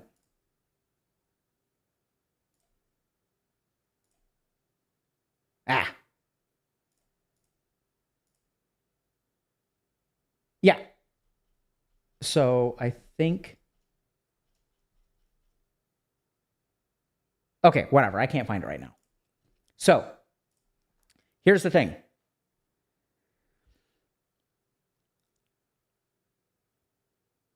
When we treat a transdiagnostic factor, so when we treat rumination instead of anxiety or depression, the therapeutic value of that treatment is equal to treating depression or anxiety directly. So I can delete the file up at the high-level file structure, or I can deal with the transdiagnostic factor, and then it gets fixed. Okay? So treating the root directory actually works. And then there are these guys who said, look, we can even go beyond that. We can get back to the fundamental root directory. And as you get to the root directory, all of your problems will be solved. You will attain enlightenment, moksha, or bliss. So now the question is going to become, how do you find the root directory? And now we get to yogic technique. So we talked about this yesterday. We did advanced meditation practice. But there are a lot of lectures that you have to do before you get there. But here's the most fundamental thing. I'm going to leave y'all with an exercise or an exploration, which is what makes you you. And the way that this goes is you are not your body. Very simple evidence of this is that you call it your body. Right? So it is a possession of yours. You are not your mind. You call it your mind. That's argument number one. Second thing is that your body changes, but you are always you. You never become me. I never become you. You never become someone else. You are always you. But you will say, but Dr. K, I have changed over time. Some of you has changed. So your body can change, but you're still you. Your personality can change. Now we get to another answer from chatters, right? Personality. Your personality can change, but you're still you, right? So there is a component of you that does not change when your personality changes. Maybe that's a better way to put it. And we literally can change personality because that's what evidence-based treatment for personality disorders is. It's like, you're a narcissist. This is your personality. We can measure it. We can quantify it. We're going to therapize you. No longer a narcissist. So your personality can change, your body can change, but there is an element of you that is always you, never anybody else, and never seems to change. What is that element? You are the person who experiences everything in your life. You never experience anybody else's, and nobody else experiences yours. Body can change, mind can change. Mind changes every day. That's the whole problem, is that the mind changes every day. I want to eat healthy today. I want to eat unhealthy also today. 5 minutes later, 5 seconds later. But the one thing that never changes, if you really look at your life, the one thing that never changes is you are the one who is living it. And you can watch your mind. You can watch your body. You can observe these things. And if you are observing them, you are over here and your body and your mind are over here. You are looking at them. The observer and the observed are not the same thing. Right? Even if I'm looking at my eyes, I can never see my eyes. I can look at a reflection of my eyes. And so, what the yogis suggest and what I would encourage you to do is sit with, because you're not going to be able to see it, sit with that which sees everything in your life. Sit with the experiencer itself, not the experience of life. Take a step back. And what I want y'all to do is look at the quality of looking. Meditation will be observe your breath. Screw that. You can observe your breath if you want to, but what is it that is observing the breath? And you will say that is my mind, but that thing can also observe your mind. So what is that?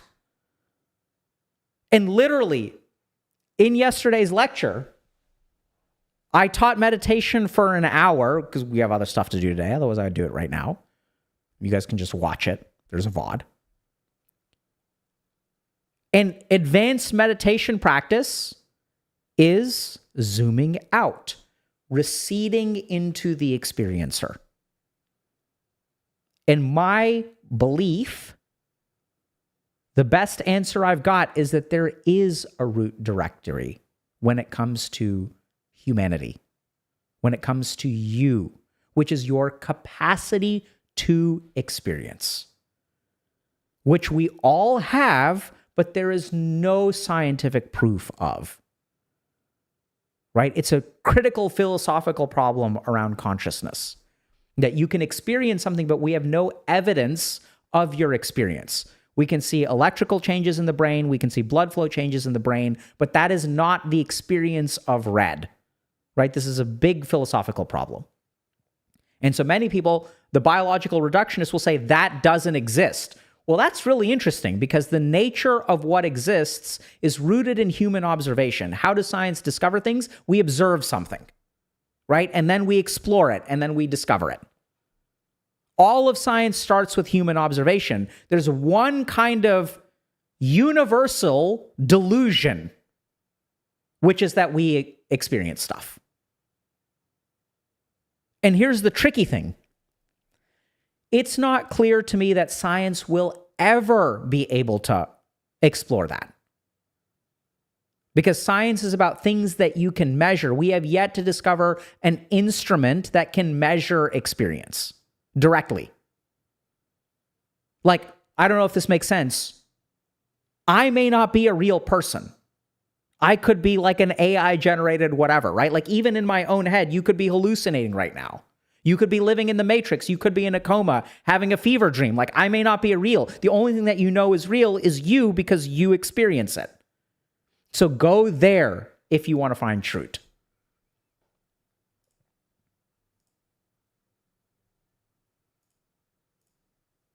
What to do if everything is an illusion? So classic Hinduism and even Buddhism will say that everything is an illusion, and so you should enjoy it. That's what you should do.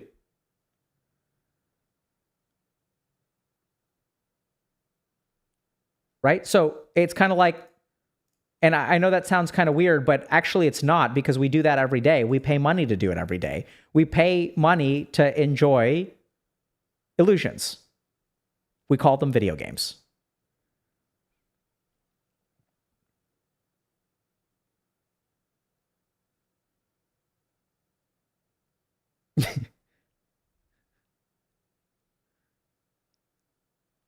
Okay. Enjoy it from which experience? That's the cool thing. So once you get to the technical aspect, you can enjoy all experiences. Right? We enjoy painful experiences all the time. My favorite inspirational workout quote is from Arnold Schwarzenegger. And he says, the greatest feeling that you can get at the gym, or the most satisfying feeling you can get at the gym, is what we call the pump. Let's say you train your biceps. There's blood rushing to your muscles. You get this really tight feeling in your muscles. It's like air. Someone is going to blowing air into your muscles, and they're going to explode. And that feeling is what we call the pump. It is as satisfying to me as is. And if you guys know the quote, you know the quote. Right? But if you look at the pump, like most of working out is like technically painful. You're struggling, you're sweating, your muscles feel like they're going to explode. The greatest feeling you can get at the gym. Yeah, chat, we're going to fucking, for all y'all that are saying this stuff, we're not going to show it. Banned, chat.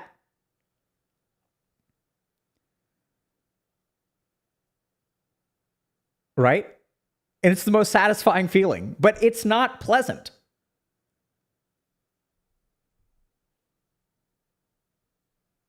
right? And so there's a lot of pain in life that feels good if you feel it in the right way. This is something that I absolutely love. I forget what this, let me see if I can find this. Okay, we're going to get to the, oh my God, it's 1:30 already. Yeah. Okay. There's a really cool theory called the theory of constructed emotion. Fascinating. It comes from like a blend of neuroscience and like affective neuroscience, social theory, like social psychology and things like that.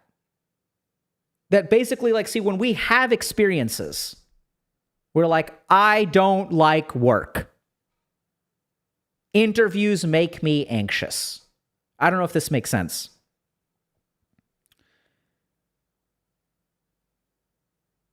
But we think that when we have an experience, the experience serves me the emotion.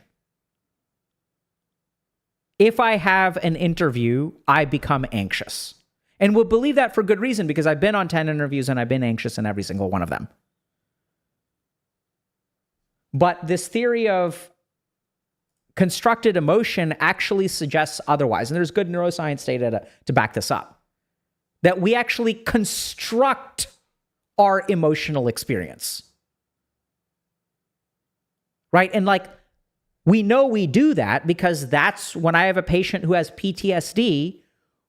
What is the treatment of PTSD literally doing? It is altering the constructed emotional experience of an environment. I have PTSD because I got bit by a dog. Well, let's do it. Now when I see a dog, I get served up this emotional experience, which is terror. Through the process of emotional processing, through the process of exposure therapy, EMDR, take your pick, what we are doing is altering the constructed emotional experience. And I want y'all to really think about how crazy this is. We go through life thinking that this thing makes me feel this way. For some people, a dog makes me feel great. For some people, a dog makes me feel terrified. For some people, a dog used to feel great, and now it feels terrifying. For some people, a dog used to feel terrifying, and now it feels great. This is scientific fact. Fact. So then the question becomes, feeling great or feeling terrified? Where does that happen? Where does it come from? It doesn't come from the dog. If it came from the dog, your experience of it would always be the same. There would be no psychotherapy for PTSD. It would not exist. The other crazy question that got me thinking about this, really messed with my mind, really blew my mind. Why do people who survive genocidal experiences, why do 100% of them not have PTSD? In fact, the minority of people, genocidal survivors, have PTSD. Like, what? This is so bad. And yet the minority of people are crippled from it. So this is what I want y'all to understand. Your emotional experience is literally constructed by you. Some people hate working out. Some people love working out. Some people learn to love working out. And I want you to think for a moment, if this is true, what does that mean about your life? And this is where things get terrifying and difficult. Because it means if your life is shit, that is constructed by you. I'm not saying that the circumstances of your life aren't shit. Worked with homeless people, worked with people in jails, worked with survivors of genocidal incidents. Worked with people with dead-end jobs, abusive bosses, abusive relationships. Not saying that your circumstances don't suck. But here's the insane thing. Here's the bridge that I try to cross with every one of my patients who is a trauma survivor. Your experience of this life is constructed by you. And the moment we cross that bridge, then they get to decide what their life is. That's what trauma healing really is. It is reconstructing your experience of life. It is not letting the trauma dictate your experience of life. And when they learn this, when you construct your emotional experience, and this is basically what the Stoics stumbled into, the big difference between the Stoics and the yogis is that the Stoics didn't give techniques. That's not what their emphasis was on. I'm sure there are techniques in there, but generally speaking, they say you should do this. Yoga is all about the how. They don't talk so much about what you should do. They just say how to do it. Because they say if you do the technique, then it'll happen. And I may misunderstand Stoicism there. I'm not an expert in Stoicism. I've read easily over 100 books on yoga, studied at all kinds of ashrams, so that could be a knowledge deficit on my part. Apologies, I'm misjudging Stoicism. But once you understand that you are constructing your emotional experience, what it means is that you will not select certain things based on the emotional experience that they evoke. Right now, the problem with your life is that when you do a particular thing, it creates a particular interaction, and your capacity to modulate stimulus and response is not there. I mean, I'm sure it's there in some degree. Right? So then we think, okay, in order for me to be happy, I need this job. In order for me to be happy, I need to date this person. I need to find this kind of person in order to be happy in a relationship. This is the biggest lie that has been sold to us by every single dating service on the planet. We can find you the perfect person. And in that is the subtle axiom that finding the right person is how you find the right relationship. It depends on the person, not the way that you interact with the person, not the way that you respond to the person, not the way that you tolerate the person. One of the weirdest observations I've made as a psychiatrist is that almost every really healthy relationship that I have seen starts with a red flag, including my own and a couple of them. And you can argue that mine is successful, not successful, whatever. Right? So I had one requirement for the person that I was going to date.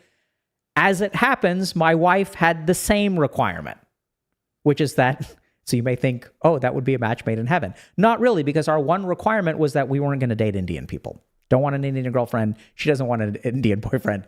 Turns out that worked out, even though it's the exact opposite of our requirement. It's kind of weird. Right? And then you get to the science of what really builds relationships, which is shared emotional experiences. And I was like, man, I really don't want to date Indian girls. And she's like, that's great. I don't want to date Indian guys. I was like, awesome. You want to hang out sometime? Sure. This is what is powerful and transformative. Is that you don't have to take what life serves to you.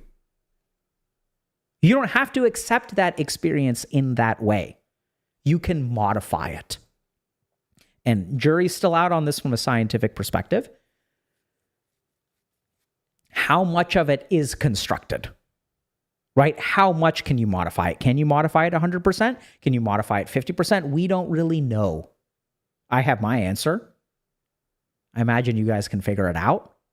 But my answer is irrelevant to you. So what should you do about it? Very simple. Really, really simple. Take one thing that you dislike. Do it.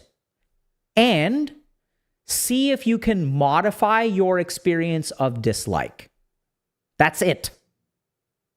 Can you change it even 1%? Is there anything that you can do to make it more comfortable? To make it more enjoyable? Can you stick lipstick on a pig? We've got other things to get to. Okay, I believe I have sufficiently welcomed Prime chatters at this point because we've been doing this for an hour. How do I modify it? Figure it out.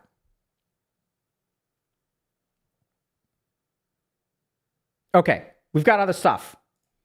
Oh my God. I'm still upset that I could not find that thing about. Okay, we did optimizer. Oh, making something your personality. I think that was number 2, right? Okay, let's do this. All right, I hope this is not too loud. Okay, let's talk about making a hobby your whole personality. Cool people try a hobby. They choose one. Unbelievable. They Google it once, they buy the basic starter kit like a normal person, book a weekly session, stick to it and slowly improve over time. Imagine doing something without it turning into a personality, a lifestyle and a 3-year business plan by lunchtime. ADHD people try a hobby and it's a full personality shift that can last anywhere between 4 minutes and 7 business days. Because we don't collect hobbies, we're collecting possible lives. Every time we pick something up or try something new, what we're actually doing is running a deep psychological experiment that's called, could this finally be the life that fits me? Last week, I tried yoga for the first time and the instructor said, I can't believe that this is your first class. The next thing you know, I'm searching if I could realistically move me and my dog to Bali for £1.85 and become a wellness instructor because her comment made me feel something. You know, you can... Okay, so let's talk about this for a second.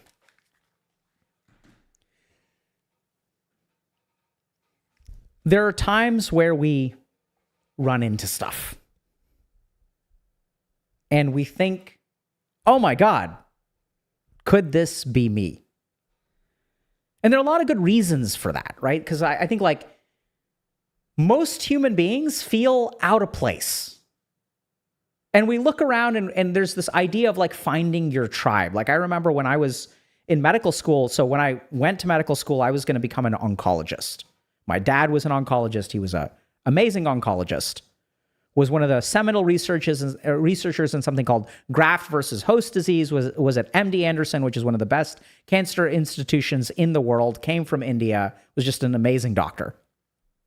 And so I saw my amazing doctor dad. I saw how his patients treated him with so much respect. I saw how much money he made.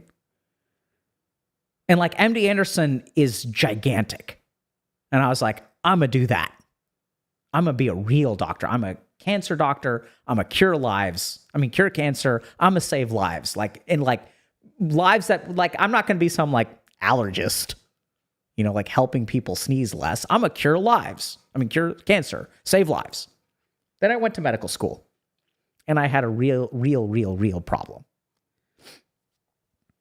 See, on my psychiatry rotation, there was something called Schindel time. And Schindel time was named after a particular psychiatrist who worked there. And what was scary, actually, this was on the internal medicine rotation. So this psychiatrist would come and he would like sit with a group of medical students in a room. And the problem was that like he wasn't teaching us anything. We'd just be in a room with him for 1 hour a week. And we didn't understand what we were doing there. And we were like, oh my God, this guy's gonna like psychoanalyze us. And so like everyone goes into the room. He doesn't make an introduction. He comes into the room and he's just quiet. And so we're like, oh shit, it's happening. These fucking psychiatrists analyzing us. He's sitting in silence. We all know he's sitting in silence. He knows he's sitting in silence. He hasn't told us what we're doing here. We don't know what we're doing here. We've heard legends and myths of this kind of thing from the senior students. We'll even ask them, what are they actually doing? And they're like, we don't really know. Some people will be like, it's a waste of time. Like, it's like, whatever. So during Schindel time, he makes some effort at conversation, you know, but people are quiet because like, we ain't gonna let you psychoanalyze us, bruh. Then he's got an apple. And this starts eating his apple. And he's just sitting there and he's eating his apple. And we're like, this is some experiment, bruh. This is some experiment. This is the moment I decided to become a psychiatrist. I didn't realize it yet. And then he eats this apple and he eats down to the core of the apple. And then he does something insane. He eats the core of the apple. There's just a little bit of an apple left. He takes it and he eats half of it. He's like, just bites, and then he chews the seeds and he swallows the seeds. And the whole room is like, what, dude? You cannot do that. What are you doing? And then he's like, what? And then he eats the remainder of the apple. Then he's got the stem, and everyone's like, bruh, what are you doing? And he's like, what? And then he eats the stem, and everyone's like, oh my God. And they're like, don't you know that apple seeds have cyanide, bro? We're in medical school, man. Cyanide kills you. And he's like, really? They've got cyanide? And then he just like pops the tension in the room, and then everyone is talking. We can't help them ourselves. And we become outplayed by this guy who we knew he was going to get us to talk. We fucking knew he was going to get us to talk. We weren't going to talk. He's going to be silent. I'm going to be silent too. And this guy just eats an apple. GG, game over. And so I was like amazed. I was like, what was that? What was that? Right. So then I went on my psychiatry rotation, and I thought that was like, I sort of liked it more than I realized. And then, I went to go meet the guy, and then so I found my tribe. And so here's the scary thing is in life, we have this idea that people find their tribe, and that's what we're looking for. And this lady is talking about ADHD. And I think one of the problems with ADHD is everyone's like, people with ADHD do this. This does happen to people with ADHD. Now, let's understand why. It doesn't happen exclusively with them, but let's talk about this idea of this hobby is my life. So I fell in love with psychiatry, and we're all looking for that thing to fall in love with. Now, here's the first thing to understand. If you want to find the thing that you want to fall in love with, the first thing is if you are looking to find the thing that you are falling in love with, the chances are you won't fall in love with it. I hate to say this. This is anecdotal evidence. As a psychiatrist, I decided to be celibate, met my wife. Decided to be a real doctor, save lives and cure cancer, fell in love with psychiatry. See, when we are looking for something, we're so hungry for it. Give it, is it this? Is it this? Is it this? And we get just an inkling of something. Right? We're like, oh my God, is this the thing that I want to do? You just get a touch of it, and you're like, oh, finally I found it. Oh my God. And then what happens? It turns out to not be your thing. You abandon that hobby. You're not a chess person. So then what happens? The looking gets more frantic. Oh my God, that's not my thing, and that's not my thing, and that's not my thing. Please let this be my thing. And so the moment that something nice happens, you're like, oh, I get a little bit excited. This is me. Finally, I found the thing.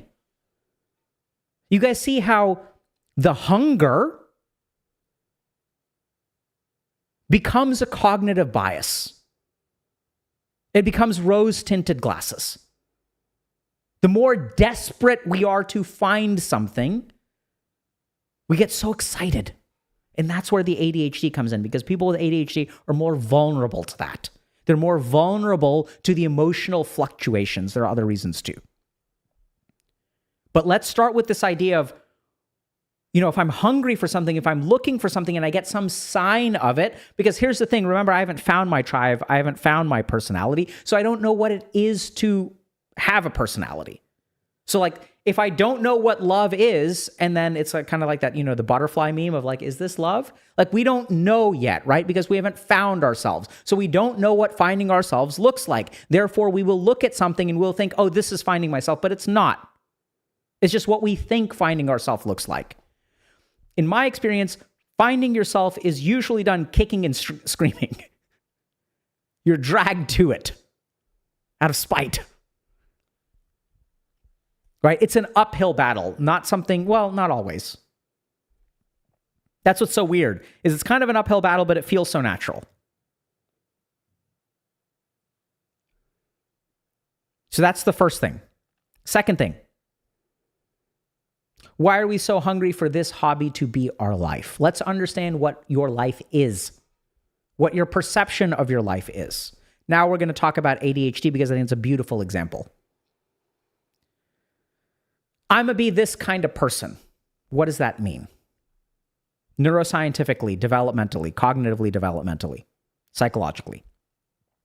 Who we are is a string of emotional experiences integrated into a narrative. So if I talk about my life, I have this story about Schindel time, right? That was a seminal moment for me. And what makes it a seminal moment? The emotion of that moment. I was blown away. So your life is not having chicken salad sandwich every day for 30 years. It is the emotional experiences. We string them together into a narrative. And that is who we are. Now, if you have ADHD, this becomes a real problem because chances are your emotional experiences were negative in nature. You were getting in trouble at school. You were getting yelled at by your parents. You were not getting invited to birthday parties. So then what happens is you develop an identity. And this is why there's a great study of comorbidity between ADHD and depression, major depressive disorder, where if you look at the causal relationship between these two things, 3% of people who are diagnosed with major depressive disorder will grow up to have ADHD. Or of the people who have both, 3% had the depression first, then developed ADHD. 70% of people who had ADHD will develop depression of a comorbid population. Right? So when you grow up with ADHD, now every time I have a patient who's being evaluated for ADHD, one of the first things that I do in the initial intake is rule out depression. They have depression until proven otherwise. That is now my default assumption as a clinician. So the identity that you develop is not a good one. Right? There's one common exception to this, which is the class clown. So oftentimes we'll develop an identity of being a funny person. I remember when I was in the 3rd grade, I had trouble making friends and stuff. So what I would do is put a pair of underwear on my head and I'd run around and I'd talk in funny accents. And then the kids would like me. So you develop this identity. Oh, I'm the class clown. And then as you grow up as an adult, that kind of thing doesn't really work when you're like 43. So you have to do something else. So now we're looking for a new identity. And then we see a hobby and we see people who do, oh, I want to be that kind of person. Because if I find that kind of person, if this is my thing, then first of all, if this is my thing, then it'll solve my motivational problems. It'll solve my follow-through problems because I have all these problems of follow-through and motivation and I leave things behind. But if I find my thing, there's a thing out there that'll fix all of those motivational problems for me. Oh my God, I hope it's this one. The problem is that ADHD brain is vulnerable to this whole cycle. It's vulnerable to the emotional impact of not having found your thing. You have this identity of being a little bit depressed, not having found your people. But man, sometimes when neurodivergent kids get together, they get along really, really well. And they also get really frustrated with each other, but they fit. I have one kid who's probably neurodivergent, has one friend who's definitely neurodivergent, and they get along really well. But they also have a lot of conflict. It's really weird. They always want to see each other, but even then, like every time they have a play date, there'll be like an hour where they're just in separate rooms doing things on their own, but they like it. Right? So we're sensitive to excitement. Right? When we get excited, we're like, oh my God, this is the thing, this is the thing, this is the thing. We've looked for the thing for so long, so we're hungry for the thing, and we find it, we hope it's the thing. And then there's the allure that if this is the thing, then it'll solve my ADHD problems. I won't be that kid who I used to be, who didn't follow through with things, who abandoned projects. This thing will be different. And so we want to adopt it whole scale. We want to make it our personality. It becomes our identity. It does not become a hobby. It becomes an identity. Now, what do you do about this?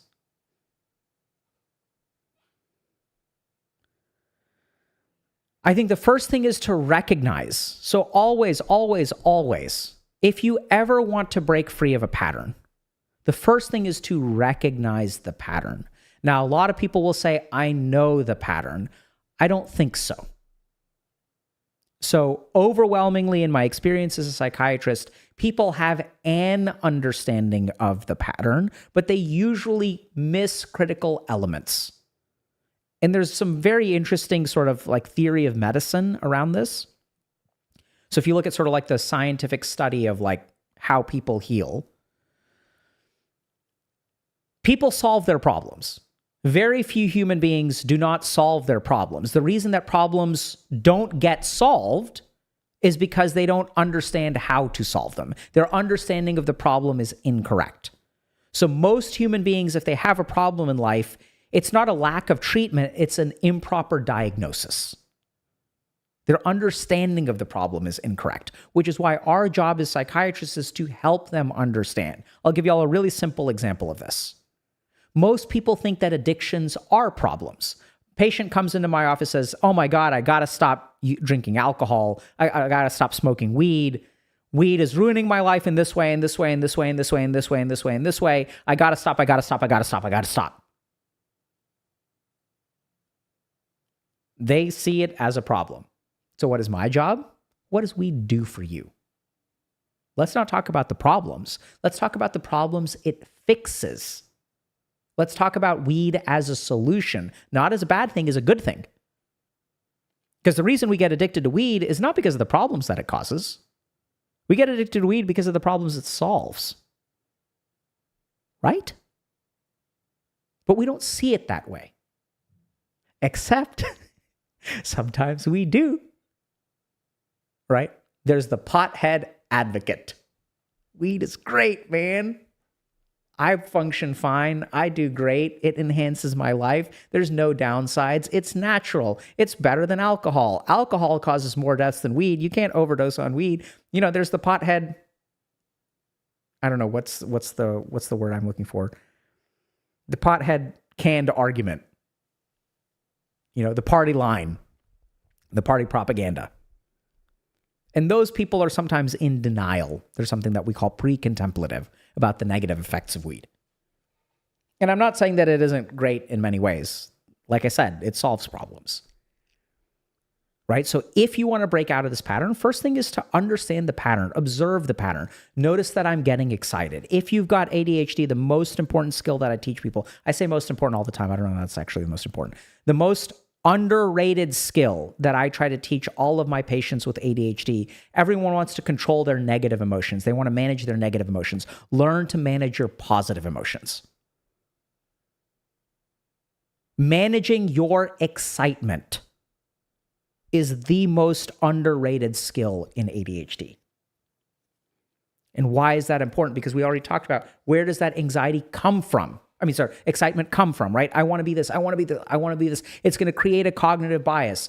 The brightest flame burns out the fastest. This is the problem in ADHD. Don't make it your personality. Keep it as a hobby. Right? Because the problem is we go from nothing to everything. There's no in between. And then we run out of steam. You burn up our excitement. And here's the neuroscience behind this, okay? If we look at the part of our brain that ultimately dictates our behavior, right? So we have our motivational center of the brain. This part of the brain gets inputs from other parts of the brain. It gets inputs from some parts of our frontal lobe, which are doing planning, like long-term planning. They're like, this part of our brain is like, we should do this because 5 years from now, it'll help us in this way. Then we have another part of our brain, the nucleus accumbens, right? That's going to go there and it's going to be like dopamine, bro. Like, let's do this because it's fun. Then we have another part of our brain, the amygdala, the limbic system. This is the emotional part of our brain. This is the part of our brain that tells us to do something. Like roller coasters are fun. Dopamine or nucleus accumbens is like, let's do it. But the amygdala is like, they're also scary, so let's not do it. Frontal lobe is like, let's not go to the theme park today because we have a test on Monday. All of these parts have inputs into this motivational center that makes this calculation. And then it makes a decision. Now, the tricky thing about controlling your motivation, controlling your behavior, is that Each of these voices, frontal lobes, nucleus accumbens, and limbic system, planning, long-term planning, enjoyment, emotion. Each of these has a different weight. Like one of them gets 10 votes, one of them gets 10 votes, the other one gets 20 votes.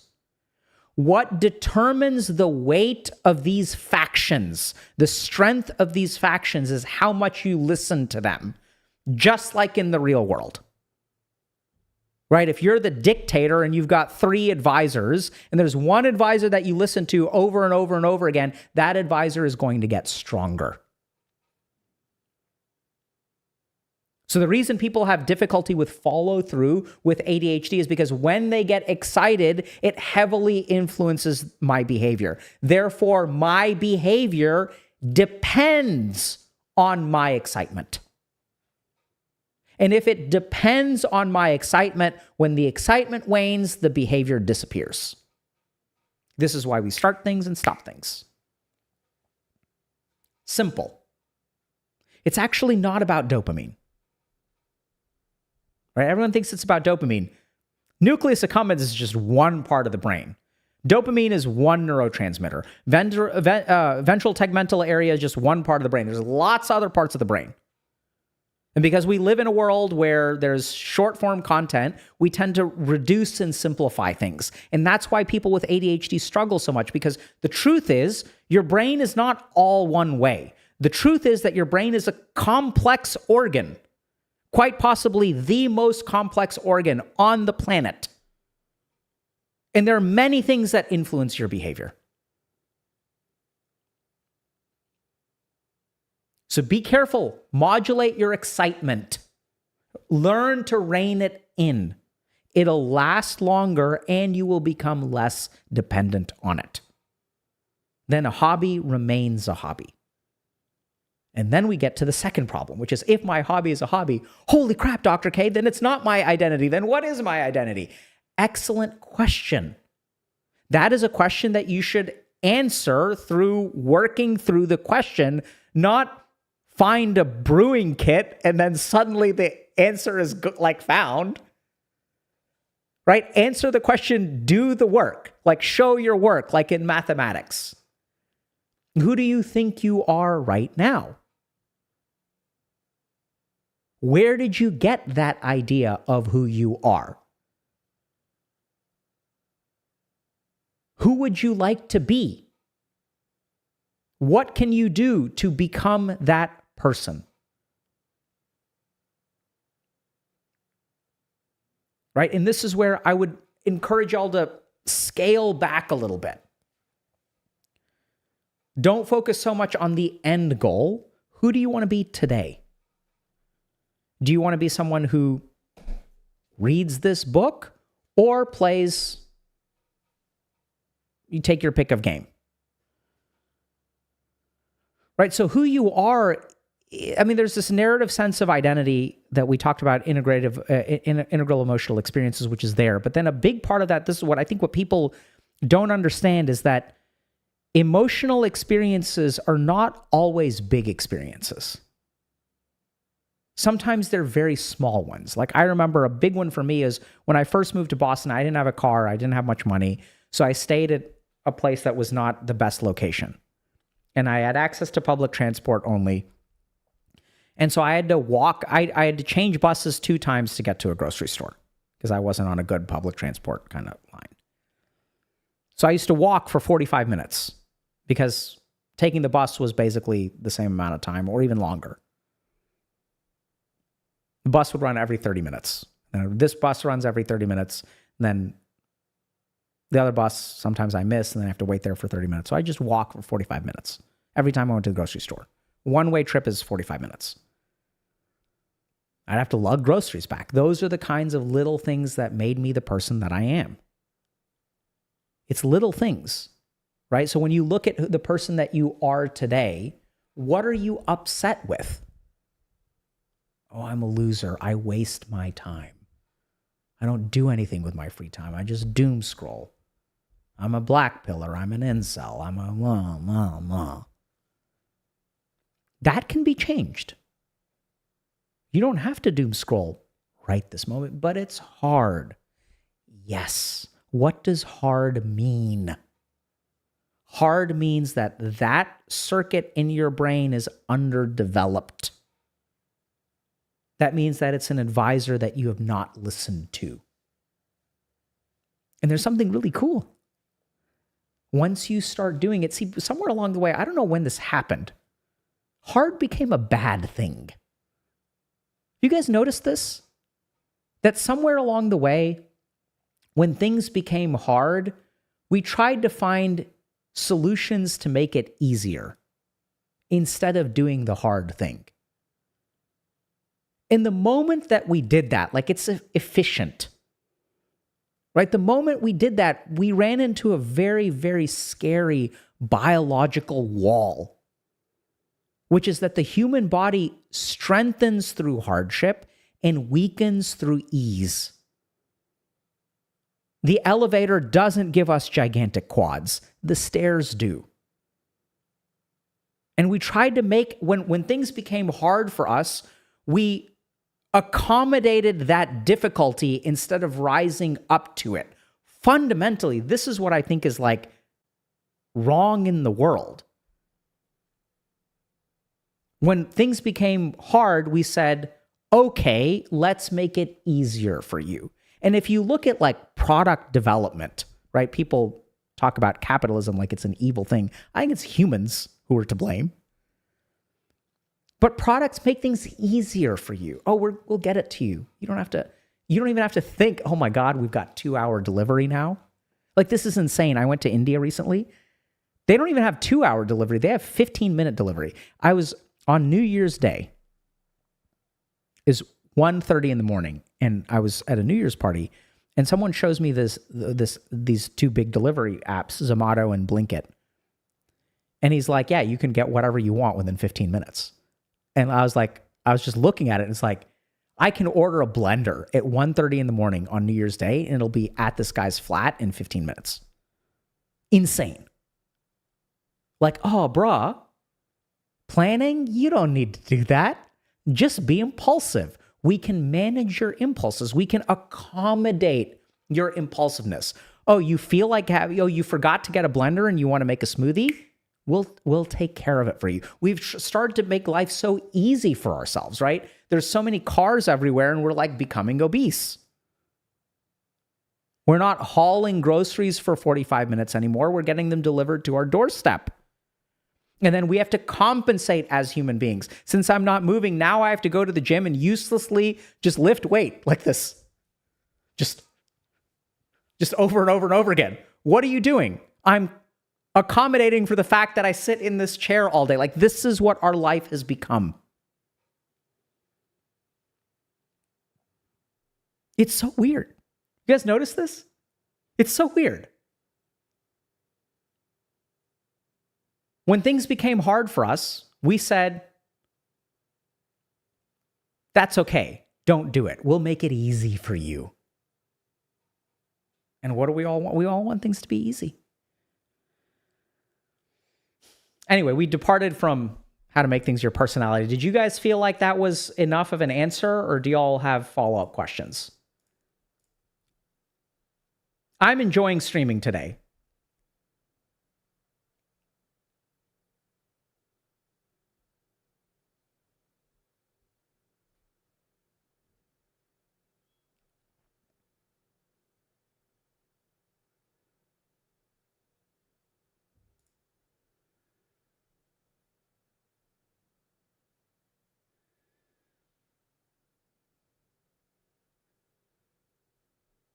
How do I deal with entitlement?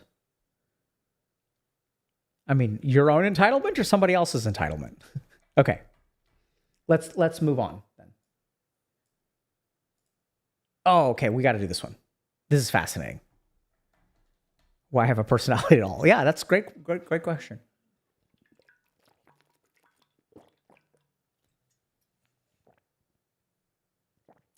Okay.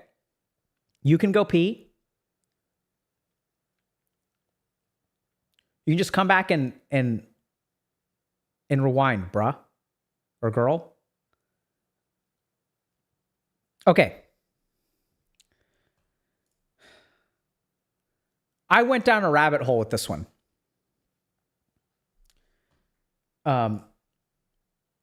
So I stopped sharing my thoughts and feelings with my girl. The relationship improved, and now I'm alone again. So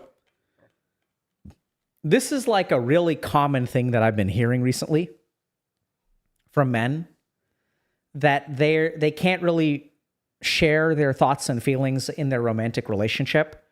There's all kinds of crap on social media about how, like a dude, like sharing his feelings gives people the ick. There's lots of people who say like, no, sharing your feelings is actually okay. There's a lot of dudes who are like, yeah, like I'll never do it again. I got punished for it. So like, what's the deal with this? Okay. So I see these posts and I was trying to figure out like, okay, like what is the deal? Because half the internet is saying you should share your feelings. Like, oh, it's like you should talk about your feelings, man. Like, feel your feelings, bruh. And the other half of the internet is like, don't ever do that. Makes you a pussy. Makes you beta. And like, because they're alpha males, that means they're wrong, right? Like, they have to be wrong if they're alpha males.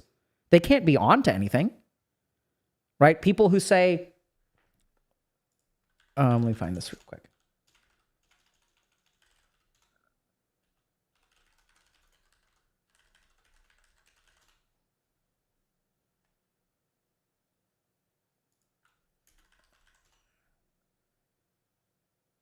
I can't find it.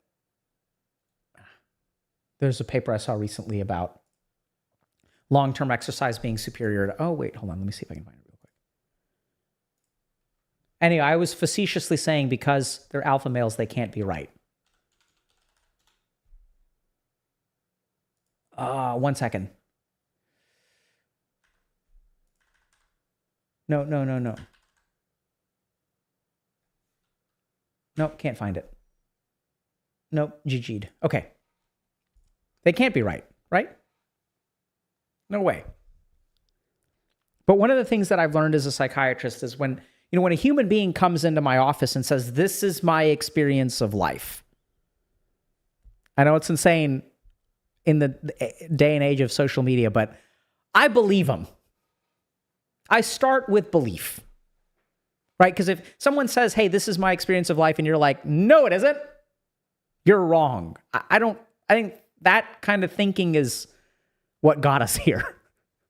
Like this is not a great place. And there's all this idea of like, okay, like sharing your feelings does improve relationships, right? So I tried to get into the research with it. And we're going to get into this. And I think it's incredibly fascinating because what I discovered, some people say it's okay to share your feelings. Some people say it's not okay to share your feelings. Here's what I figured out. When it is okay to share your feelings and when it isn't okay to share your feelings. That both can actually be true, but there is a way to do it. And more importantly, there is a way not to do it. Right? And this is what usually happens in the world. It's not like this group is right and this group is wrong. Right? So a very common, argument that we hear in the US is like, we don't want freeloaders taking advantage of the social safety net. And people are like, we need a social safety net to help people get out of poverty so that they don't have to be dependent on the social safety net. And the truth of the matter is that they're both camps. There are people who take advantage of social services, and there are people who utilize social services to get out of poverty. I'm not saying one is more right than the other. I'm just using it as an example of like, it's not black and white. Very few things in the world are black and white. So let's get into the data. Okay? First thing, self-disclosure in intimate relationships, associations with individual relationship and characteristics over time. Overall, men and women indicated a similar high level of self-disclosure. So here's the first thing. If you actually look at data, not what is on your social media feed, self-disclosure in relationships is roughly the same between men and women. As hypothesized, positive associations were found between self-disclosure and the individual characteristics of self-esteem, relationship, esteem, and responsiveness. Self-disclosure was also positively associated with relationship quality, satisfaction, love, and commitment. Although the more that women perceive their... Okay. We'll get to that next sentence in a minute. So let's start with this. Okay? So generally speaking, first thing is this is an association. So this says that self-disclosure is associated with self-esteem, is associated with relationship satisfaction. Now, here's the key thing. A lot of people will interpret this as causative. Therefore, it is okay to share your feelings in a relationship. That's not what this study shows. The study shows that it could be both ways. If you have self-esteem in a relationship, if you have a high-quality relationship, then you can share your feelings. It could be that way too. The two tend to cluster together. So this brings us to a really important basic principle of science, which I am going to use this amazing drawing capability, which y'all are going to get to see. We're going to talk about bell curves. When people say men are this way, women are this way. So what I'm going to do is I'm going to find blue. So if you look at sharing your emotions, oh shit. This is men. And let's say this is women. Okay, so in most cases, even if there's a gender difference, which this paper does not say that there's a gender difference, we have to remember that there are some men who share a lot of their emotions and some women who share a lot of their emotions, but there are also plenty of women who don't share many of their emotions. There may be more men who don't share emotions or feel punished by sharing their emotions. Where'd my mouse go? Here it is. Wait, what? Okay. I lost my mouse. Right? So remember that we're dealing with overlapping bell curves here. So even though men may do something more than women, or women may do something more than men, remember that the variance, this is basically a statistical fact. The variance within a population almost always outweighs the variance between populations. So if you look at a man who gets, there are some men that self-disclose a ton, and some men that self-disclose very little. That difference, that delta, is going to be greater than the delta that you see between men and women. The other way to look at this, okay, is if we look at self-disclosure, the gap between this guy, the gap between this guy and this guy is this big. The gap between this woman and this woman is this big. But the gap between men and women is this big. Do you all understand that? So the variance within a population is almost always greater, which is why like a lot of this gender stuff on the internet is just wrong. Like it's just statistically, it's wrong. Okay? Now if you're a black and white thinker, I'm going to piss you off no matter which side of the equation you're on. Second thing, here's what's really interesting. The more that women perceived their partner disclosed at time 1, the less likely the couple was to break up by time 2. This is a really interesting finding. So the higher a woman, if a woman believes that her partner is sharing their feelings, that is associated with a less likelihood of breaking up. So this would be data that suggests the opposite of what this person's experience is. Okay? So let's look at another paper. Self-disclosure in intimacy and interpersonal relationships, role of perceived partner responsiveness. Research shows that self-disclosure and perceived partner self-disclosure are essential in developing intimacy in a relationship. Likewise, perceived partner responsiveness, PPR, when interpreted as understanding, validating, caring, significantly impacts the intimacy of a relationship. So generally speaking, if you were to ask a mental health professional, like a psychiatrist or a psychologist, and personally, I think the average psychologist is probably better trained at this than the average psychiatrist. Okay? Is it good to share your feelings in a relationship? The average psychologist will say yes. We will say that if you want a healthy relationship, you should share your feelings. That is what we will say. And that's generally what the data shows. But it gets a little bit more complicated.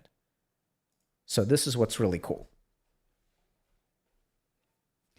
In relationships, there are two general goals that people will have. They'll have one or the other, usually. Some people have a goal to get closer. So I want us to be here and here. I want to be more intimate with you. I want to know you better. I want to know every part of you. I want to know your body inside and out. I know everything, all of your fears, all of your dreams. Tell it all to me. Let me know who you are and let me share what I am with you. And let us intertwine our souls and our bodies and we will be one together. And we are one soul split between two bodies. Oh my God. Oh my God. That's what I want from you. Right? That's the point of a relationship. Turns out, no. Turns out, there is another thing that people will shoot for. Yes. Okay. Results consistently indicated that for prevention-focused individuals, being emotionally suppressive was associated with greater marital satisfaction, but only for those who perceive their spouses as also emotionally suppressive. So I'm going to explain this in just a second. Here's the key thing. In prevention-focused individuals, being emotionally suppressive was associated with greater marital satisfaction. What? Turns out, bro may have been right. So let's understand. So there is another thing, which is that in relationships, sometimes people drift apart. And in some relationships, the goal for people is not to get closer. The goal for people is to not drift apart. Right? And if you guys have been in relationships, you know that sometimes you just don't want things to get worse. Things are okay the way they are. I don't need a whole lot of intimacy. I'm just trying not to screw it up. Things are fine. I like the status quo. I don't want to move. I don't want to have kids. I don't want to explore the world. Like, things are fine. Can we just live our life the way it is right now? Do you really need to move to New York to follow your dreams? Can we just have life as it is right now? I just don't want to screw it up. I'm happy with the way things are. I don't need to get closer. I just don't want things to get worse. So this is where, if we look at research, there is promotion-focused individuals, okay? And there are prevention-focused individuals. Wait, which one? Yeah. Okay? These are two different goals. So when we're dealing with promotion-focused individuals, they're moving in this direction. Other people are trying to not fall apart. So it turns out that emotional suppression is helpful in these situations, improves marital satisfaction. So it's not one or the other. Right? So should you disclose in a relationship? This gives us our first answer. Well, it depends. Are you trying to not rock the boat? Or are you trying to get closer? More importantly, remember that there's an element of partner responsiveness here, or partner perception, but only for those who perceive their spouses as also emotionally suppressive. So here's another thing, another really important thing. Does your partner express their emotions? Right? So you want to match their energy if you want to maintain harmony. I'm not saying it's healthy or unhealthy. We're just trying to figure out, when is it okay to share your emotions with your partner? And when will it hurt things? Then we get to the next paper. scary. For people with less social anxiety, relationship closeness was enhanced over time when negative emotions were openly expressed. So if you are not socially anxious, sharing feelings enhances closeness. Whereas relationship deterioration was found for those more likely to withhold emotions. Okay? So this makes, we're going to draw this out. Here is a person without social anxiety. Oh. When I share, things get better. When I don't share, things get worse. Okay, I gotta fix this. Make sense? Now, since I showed that paper, and it's a paper about social anxiety, what do y'all think is coming next? The reverse pattern was found for people with greater social anxiety, such that the relationship closeness was enhanced over time for those more likely to withhold negative emotions. If I am socially anxious and I don't share, relationship improves. If I do share, relationship goes down. Now this is getting to be a little bit tricky, a little bit scary. Oh my God. Because what I have seen time and time and time again as a mental health professional is that if my patients are mentally ill and they dump that on their partner, that we will lead to things, it will lead to things like caregiver burnout. It can be burdensome. I hate to say this, but this is kind of true, right? So like if we look at something like major depressive disorder or generalized anxiety disorder or heaven forbid bipolar disorder, that's where I think I've seen the most damage. It's not about blaming a partner. It's to understand that if there is a diagnosis of bipolar disorder within a relationship, that becomes a challenge for the relationship. I'm not trying to make a judgment on whether this is fair or good or whatever. I'm simply pointing out that once mental illness enters the picture, this is a paper looking at social anxiety, sharing can actually deteriorate the quality of the relationship. So second thing where you have to be careful is if there is mental illness in the picture. Now, this sounds brutal, right? Because you're like, damn, Dr. K, are you basically telling me I'm fucked if I've got depression? I can't share my feelings like that. Like I'm depressed. Like it's bad enough that I've got depression, but I can't share my feelings. That's not what I'm saying. Don't be black and white, right? We're going to get to what to do about this. But like, let's be honest. If you ask 100 people with depression, how does sharing your feelings impact your relationship? Not all of them are going to say, it makes it wonderful. What is y'all's experience receiving the negative emotional energy of your romantic partner? What is your experience of offloading your negative emotional energy onto your partner? Like, this is the reality we are living with, right? It's not my job to tell you, oh, hey, in a perfect, beautiful world, you can share all of your negativity with your partner and they will love you. No, guys, like, I hate to say it, like, it is a disadvantage. Mental illness is a disadvantage. That's why we try to treat it. We try to fix it because it fucks people's lives up.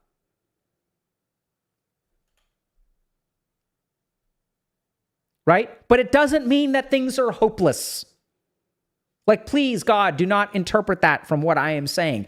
Let's be clear.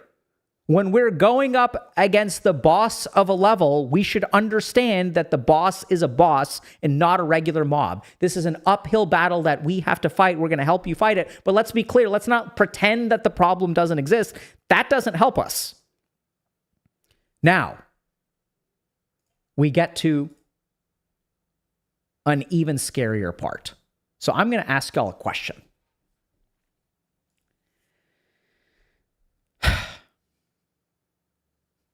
This is going to be the hardest part. Y'all thought that was bad.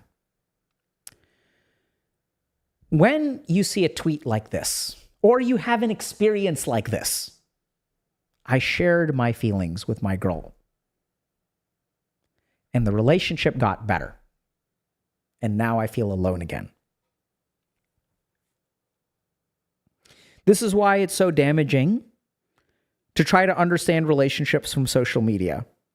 Because I'm going to ask y'all a question, and hopefully that will show y'all why this is a terrible place to learn about relationship dynamics. I think it's a wonderful place to understand people's experiences, but it's a terrible place to get answers. And here's why. Simple question. When this person says the relationship improved, what are they measuring? And I'm not trying to shit on this person in particular. I love that this person is sharing this. I think it's really good that we're talking about it. We wouldn't be talking about it unless they shared their experience. But here's where half the answer is. When they say the relationship improved, how are they measuring it? Like, what is the indicator? What is your pre-test, post-test for improvement in the relationship? What is the time scale that we're talking about? Are we talking about a week? Are we talking about a month? How are you measuring? How are you measuring improvement? Is it your perception of improvement? Is it a certain behavior? Is it a perception of your partner? Are they even asking their partner? Did they ask their partner, when I was sharing my feelings, how do you feel about that? Well, now that I've stopped sharing my feelings, how do you feel about that? How are they measuring? And this is why, I hate to say this, the internet is not science. And this is the reason. This is the reason. You can have an experience, but this is not science. And here's the scary thing. Because I found a paper that really highlights this. Gender emotion work and relationship quality, a daily diary study. Fuck yeah. This is a study that looks at relationship quality and the emotional work that people put in. Okay? First, 3 patterns emerged. First, emotion work predicted relationship quality in this diverse set of couples. Second, gender differences were minimal for fixed effects. Third, this is what we're going to focus on. Gender differences were more robust for volatility. For partner effects, having a partner who reported higher average emotional work predicted lower lower volatility in love, satisfaction, closeness for women versus greater volatility in love and commitment for men. I'm going to explain what this paper says. We're going to go down here for a second.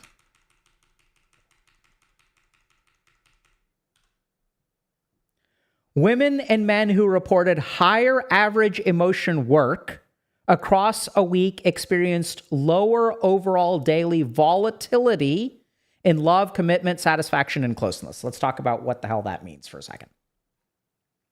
So what is emotional work? Emotional work is kind of a grab bag. I don't remember exactly what the methods of this study are and how they defined it. I'm sure they use some kind of scale. But basically, it's how much work do you do for your partners? How much emotional work do you do for the sake of your partner? Now, the first thing that they found is that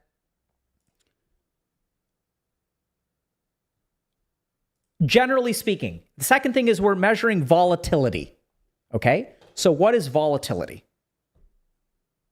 Now, this finding is not that doing emotional work makes the relationship better. So this is what's really cool. It's a daily diary study.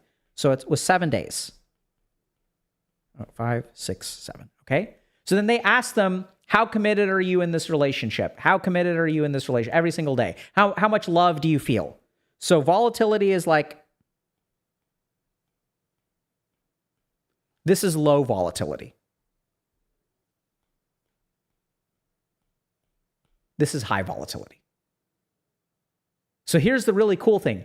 Doing emotional work doesn't necessarily improve the relationship. It reduces the volatility.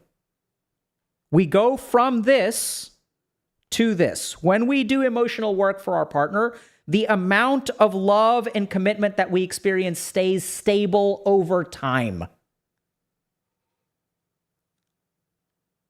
Okay? Now, this is where things get really, really tricky, okay? For women, having a partner who reported higher average emotional work predicted women's experience of lower volatility in love, satisfaction, and closeness. What does this mean? This means that, when a man, I think that's the male symbol, right? Does emotional work,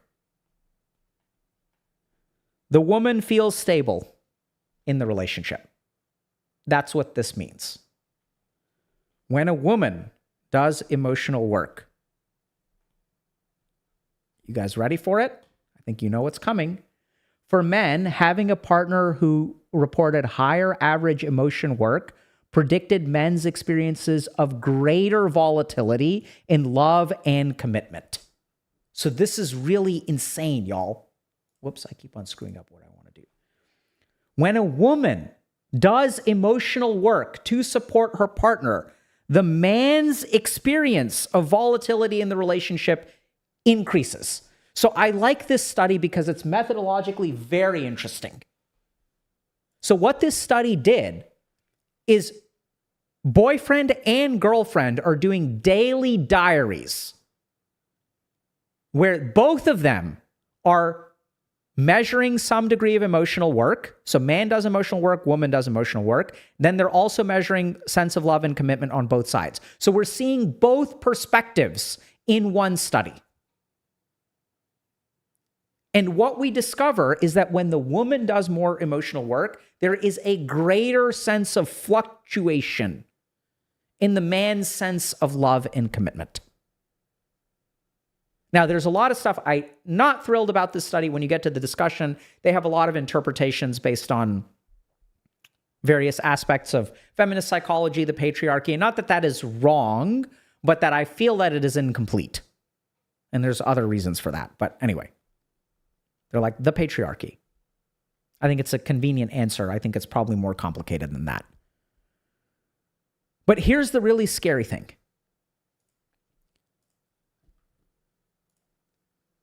So if we look at this study, what this shows is that the man's subjective experience of love and commitment correlates with the level of emotional work that a woman is doing. I'm not trying to bash men here. Okay, it's not men's fault. But what I'm scared of and what terrifies me is this sentence right here. The relationship improved. In what way? How are you measuring it? And here's the really scary thing is your quality of perception. What I'm really scared by this particular study is that the quality of perception, the perception of your relationship is disconnected for men in this study. There were 74 couples, I think. Is disconnected from the emotional work that women do. So the more she is doing, the more volatile you feel. So that's not what I would expect, right? What I would expect is something that is more akin to what we see in women, which is like the more effort that a partner is putting in, the more stable the relationship feels. So I think this is a situation where at the end of the day, like, why am I getting into this? I'm getting into this because I believe that we should understand.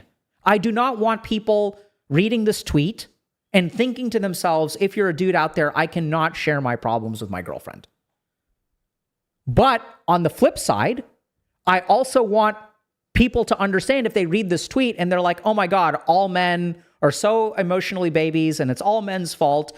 We also need to understand that there are very real situations where sharing your emotions is not a good idea. That if men are having this experience, there's a reason for it. And it's not just because we're all babies in the patriarchy. Like, there's like real science at play here. Those are elements of it, to be sure. And the most important thing is we're seeing a dating and mating crisis where people are struggling to figure out what to do. Because on the one hand, some fucking psychologist is telling me share your emotions. And on the other hand, when you share your emotions, people get dumped. So like, what am I supposed to do? And the answer is be careful about how you share your emotions. First of all, is there mental illness at play? If there is mental illness at play, recognize that your partner's responsibility is not to be your therapist. So you can share some of your emotion, but they should not be your primary emotional outlet. That's number one. They should do the emotional work of a partner, not the emotional work of a therapist. Number one. Number two, what is my partner's level of emotional discussion? Right? So if my partner is sharing emotions, they're more likely to receive my shared emotion. Issue number three. Is this relationship about maintaining harmony or getting closer? Does my partner demonstrate to me that they want to get closer? If they want to get closer, then it's okay to share. But if they're kind of in I don't know if you guys have had these relationships, but like these equilibrium relationships. Have you guys seen these relationships? Maybe you're in one where like, we're just kind of in equilibrium. The relationship isn't really going anywhere. It's like we're coexisting. Maybe there's love, but it's not necessarily moving in a direction. It's like maybe we'll get married one day, maybe we'll have kids one day. And it doesn't mean that an equilibrium relationship always remains in equilibrium, right? So I can talk about my relationship for a moment. I got married 7 years after I started dating this girl. And for those 7 years, we were sort of in an equilibrium relationship. And the reason we were in an equilibrium relationship is because we were settling our lives. So our relationship stayed the same while our lives were changing. And once our lives settled, then the relationship moved forward. Or we had to decide whether we wanted it to move forward or not. Right? So once like stuff got settled. So that's normal. It's not, equilibrium relationships are not bad. But it's important to think about like, what's the goal here? Are we trying to get closer? Or are we like pretty content with where we are?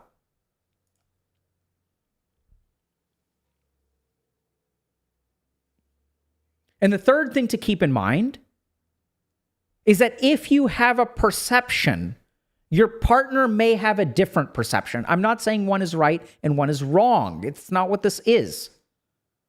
Right? This is like, if you have this perception, how are you measuring it? What is your partner's experience of when you were sharing emotions and when you weren't sharing emotions? That is a critical piece of information. Right? Because what I don't want is this. This is what I'm trying to prevent. Like, this is why I started streaming, to prevent this. Now, there's one last element to this, which is very pseudoscientific and also maybe the most functional. There's one last thing which my psychiatrist's brain jumps onto when I see this problem. How do you know whether you can share your emotions with your partner if you're a man? How do you know? So in psychiatry, we have science. But then, oh, is it here? My God. Can't find it. Where is it? Where is it? Where is it? Nope. Damn it.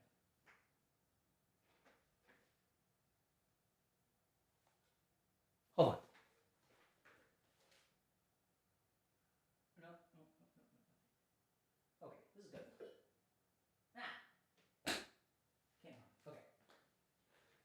We just redid The Office, so I don't have my bookshelf intact. So I was going to pull up Memories, Dreams, and Reflections by Carl Jung. So in psychiatry, we've got science. And then we also have like these psychoanalytic thinkers, right? People like Freud and people like Jung, who came up with a lot of ideas. Now, the problem is when they came up with these ideas, they weren't like scientifically rigorously tested, but it doesn't mean that they're not true. And when I read things like this, when I sit with a patient, I don't just use science. I also use psychoanalytic theory, psychodynamic theory. right? Things like the repetition compulsion, things like projection and projective identification. These kinds of like things that, I mean, those are more scientifically valid, but so the thing that I'm going to talk about right now is going to like maybe upset a lot of people, but it's an option. It's one way that I think is helpful. We're going to talk about archetypes. So Jung talked about two archetypes, anima and animus, which are sort of the male and the female archetype. Okay, so what does this mean? So this means that we have each of us within our psychology has things that are considered traditionally masculine and traditionally feminine. This has nothing to do with gender identity or anything like that. This is like, there are certain qualities, like let's say nurturing versus encouraging and challenging.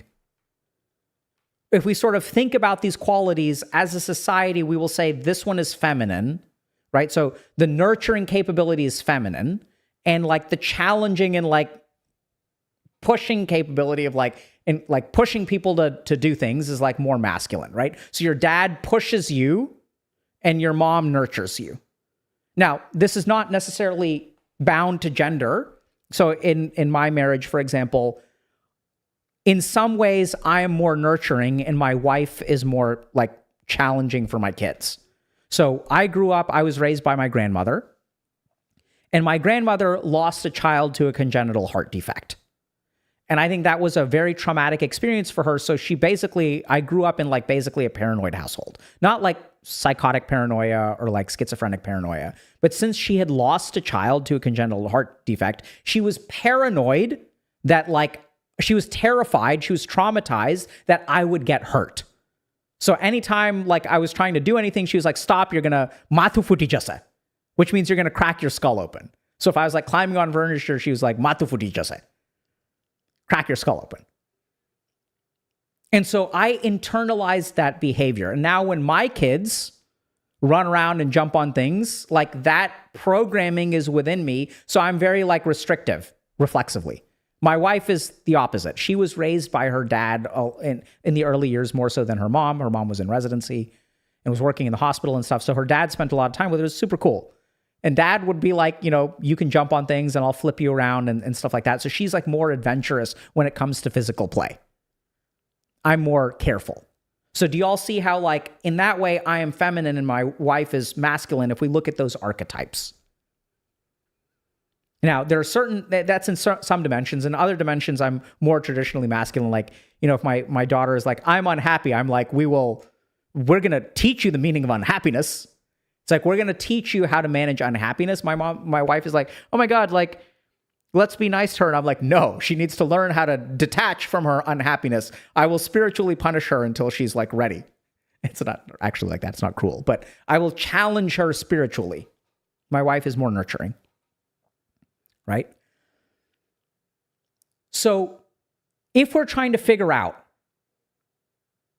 what kind of woman wants to hear about your feelings, there's one element of pseudoscience which I think is really helpful. And that is whether the woman is hyper feminine or more integrated.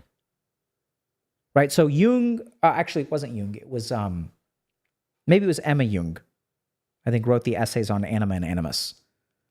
I think anima is the female archetype, animus is the male archetype. Let me just make sure I have that right. It's been a while since I read this stuff.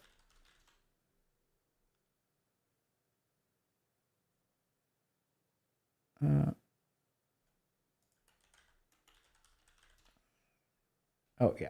Okay. So we have each of these forces, right? We have a masculine force and feminine force. And what I tend to find, it's fascinating. So if you look at the original essays, I don't have them right now, but you know, Emma Jung talks about what unintegrated animus looks like in a woman. So remember, animus is the male archetype. And so women with an unintegrated masculinity become hyper feminine. And so because they become hyper feminine, they look for hyper masculine men. And a woman who has not integrated her masculinity becomes so polarized into the femininity that there's no room for femininity within a man. So if you cry, the woman is like, I need you to be hyper masculine. Don't even show a shred of what we can traditionally conceptualize is feminine. Don't cry. Because I'm thinking about like, okay, like if we want some back of the napkin shit, okay? So I'm not here as your psychiatrist. I'm here as a dude who's trying to help you out. Some crazy guy who's in his 40s who you meet at a bar who's trying to give you advice on the off chance that it helps you. And so I think what we see on social media is hyper feminine women, especially in places like Instagram. And we see hyper masculine men.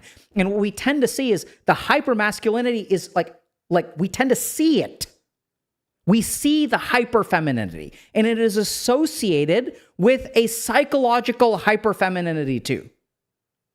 Right? I'm not going to work. I'm going to be my best self. I'm going to get taken care of. I'm hot. I've got a boob job. I get Botox starting at the age of 21. I'm going to get this work done. I'm going to get a BBL. I'm going to do this. I'm going to do this. I'm going to do this. I'm going to be like champagne and mimosas and like bubbly drinks and this and like, it's just a hyper femininity, bleach blonde. Everyone kind of fucking looks the same. If y'all notice that, they're like all these hyper feminine influencers and hyper masculine influencers, like dudes who are totally ripped and like, I'm gonna do this and I'm gonna inject testosterone and I'm gonna drink bovine growth hormone and I'm gonna be hyper masculine. Right? So what we tend to find, and it's these people, have you guys noticed this? It's the hyper feminine men who are saying that the best men are hyper masculine, and it's the hyper masculine men who are saying that the best women are hyper feminine. If a woman has a fucking job, that's a threat to my masculinity. Women need to be, no. The best woman is a woman without a job. Right? And it's like on the flip side, it's like the best man is a man who takes care of me while it's my job to get my nails done, my hair done, and whatever. So they're hyper feminine and hyper masculine.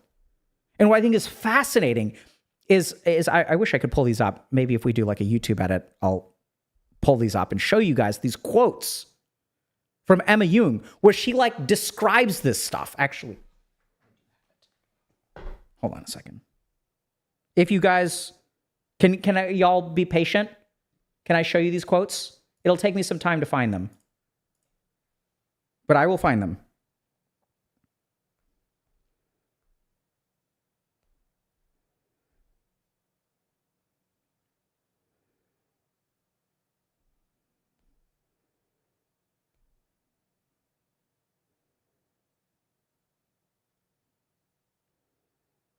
Can we be patient? Just give it. Go pee.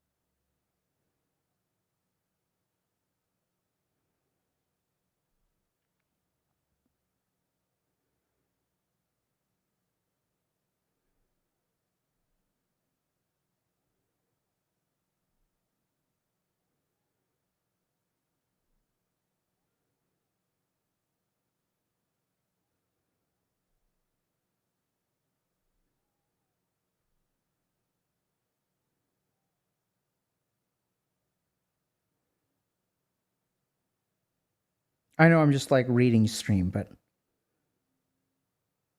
give me a second. I found one.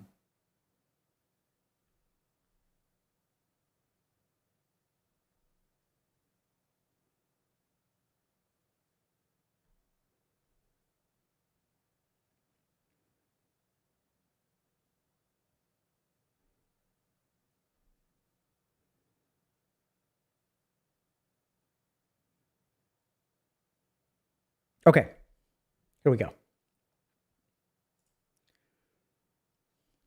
All right, so some of this, like, I'm going to have to read and I'll piece together, but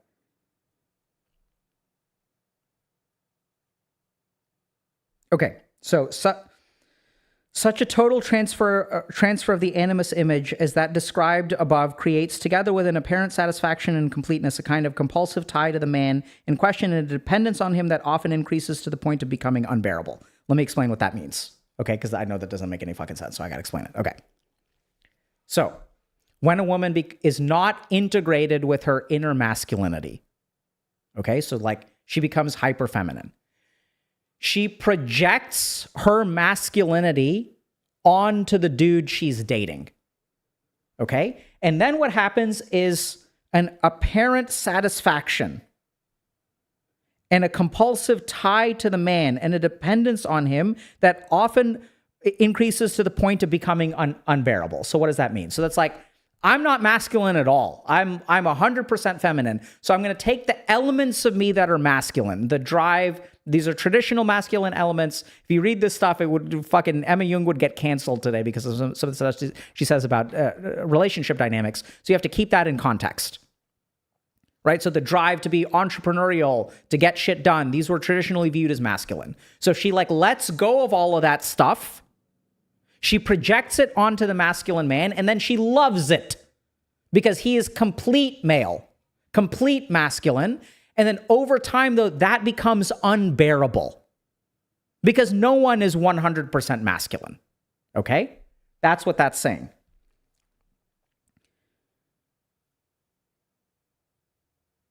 Okay. However, projection not only means the transference of an image to another person, but also the activities that go with it. So that a man to whom the animus image has been transferred is expected to take over all the functions that have remained undeveloped in the woman. You have to pay my mortgage, you got to pay my bills, you got to do this, you got to do that, you got to take care of me, I'm never going to taking out the trash. You're going to all of the functions that are masculine you have to do now.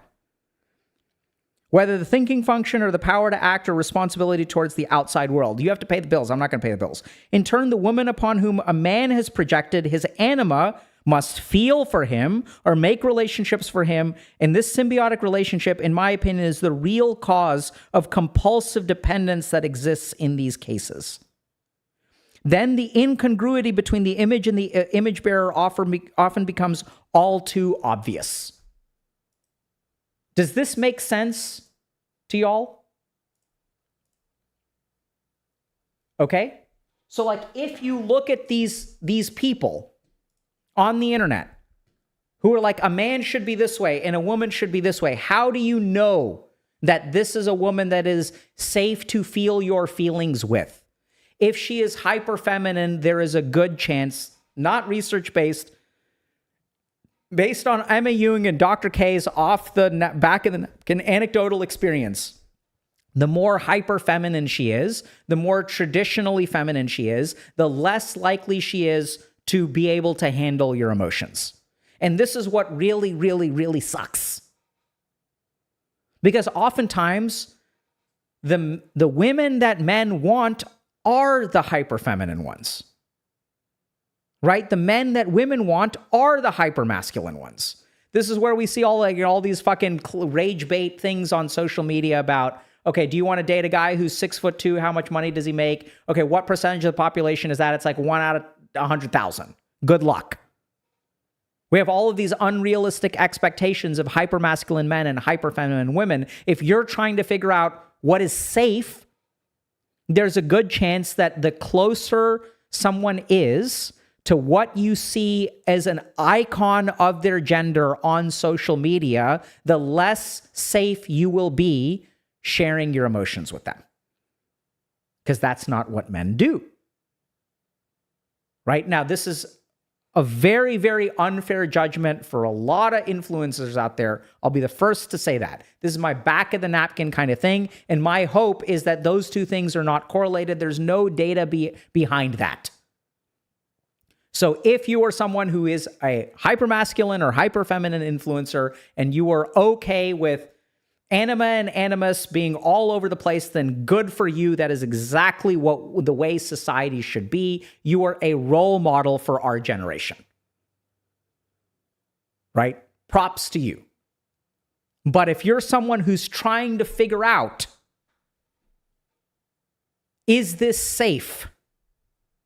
Pay attention to this dimension. I don't think it's true. It's functionally potentially useful. Right? And I'm sharing this with y'all once again, like there's the science which gives us an answer. But then like sometimes when I'm trying to help my patients, some of this weird Jungian stuff helps them understand how to proceed. Right? So it's like, is this safe to share my feelings? Well, that depends on the person I'm talking to. How open are they to a feminine man? And if the answer is they're not, then don't share them. Unless you're okay challenging the relationship and for the purpose of growth and whatever. Do y'all get it? Like, sorry, but like we're trying to figure out how to navigate this crazy world, right?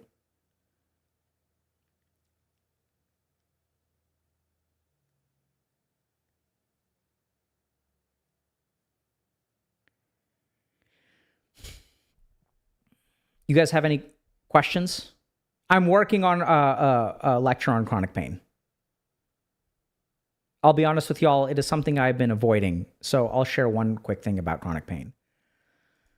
So y'all know, so back when I was, part of the reason I think I got accepted to Harvard for residency is that I was focused on complementary and alternative medicine.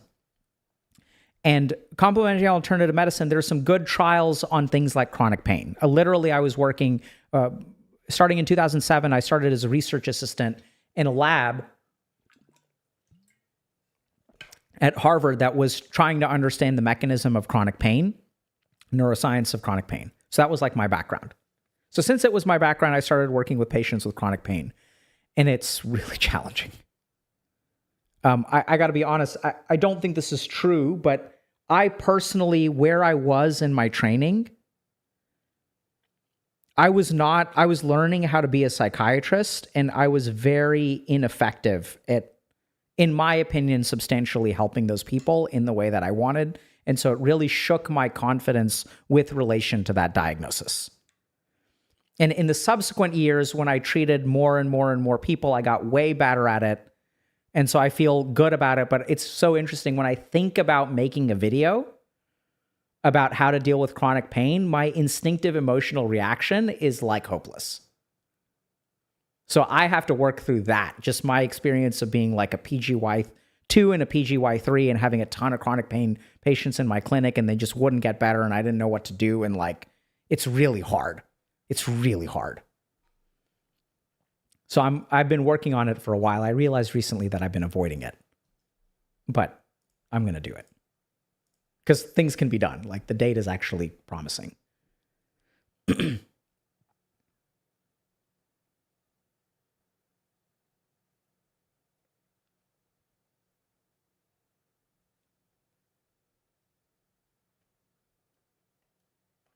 Is relationship business? It depends on the relationship.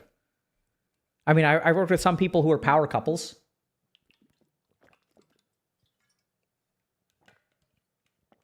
And, you know, for them, their relationship is business. Doesn't mean it can't be a genuine relationship.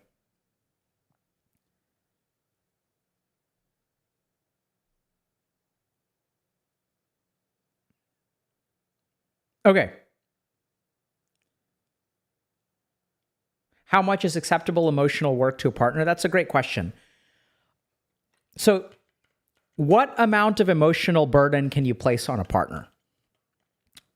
Beautiful question. I'm also working on a lecture on caregiver burnout. So I think the first thing about how much can you emotionally burden your partner is not the quantity in a moment, it's the duration. So remember, when we're thinking about load, right? So in medicine, we have this concept called allostatic load, which is like stress is not binary, like stress is quantifiable. Your cortisol levels can be low, medium, high, super high.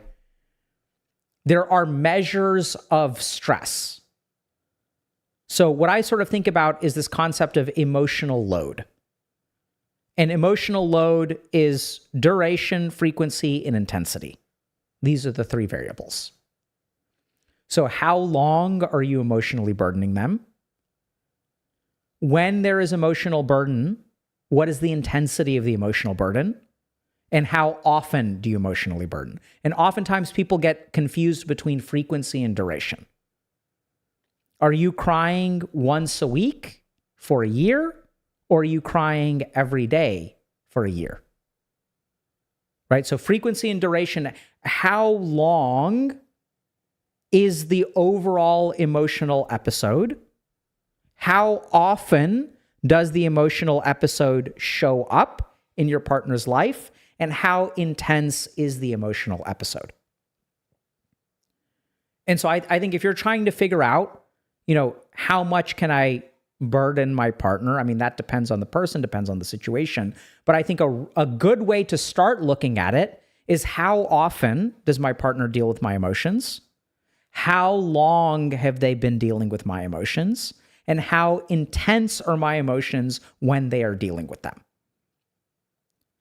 And so generally speaking, I think that a sustainable therapeutic style relationship, right, is my partner a primary source of dealing with my emotions for an extended period of time on a very regular basis at a high intensity?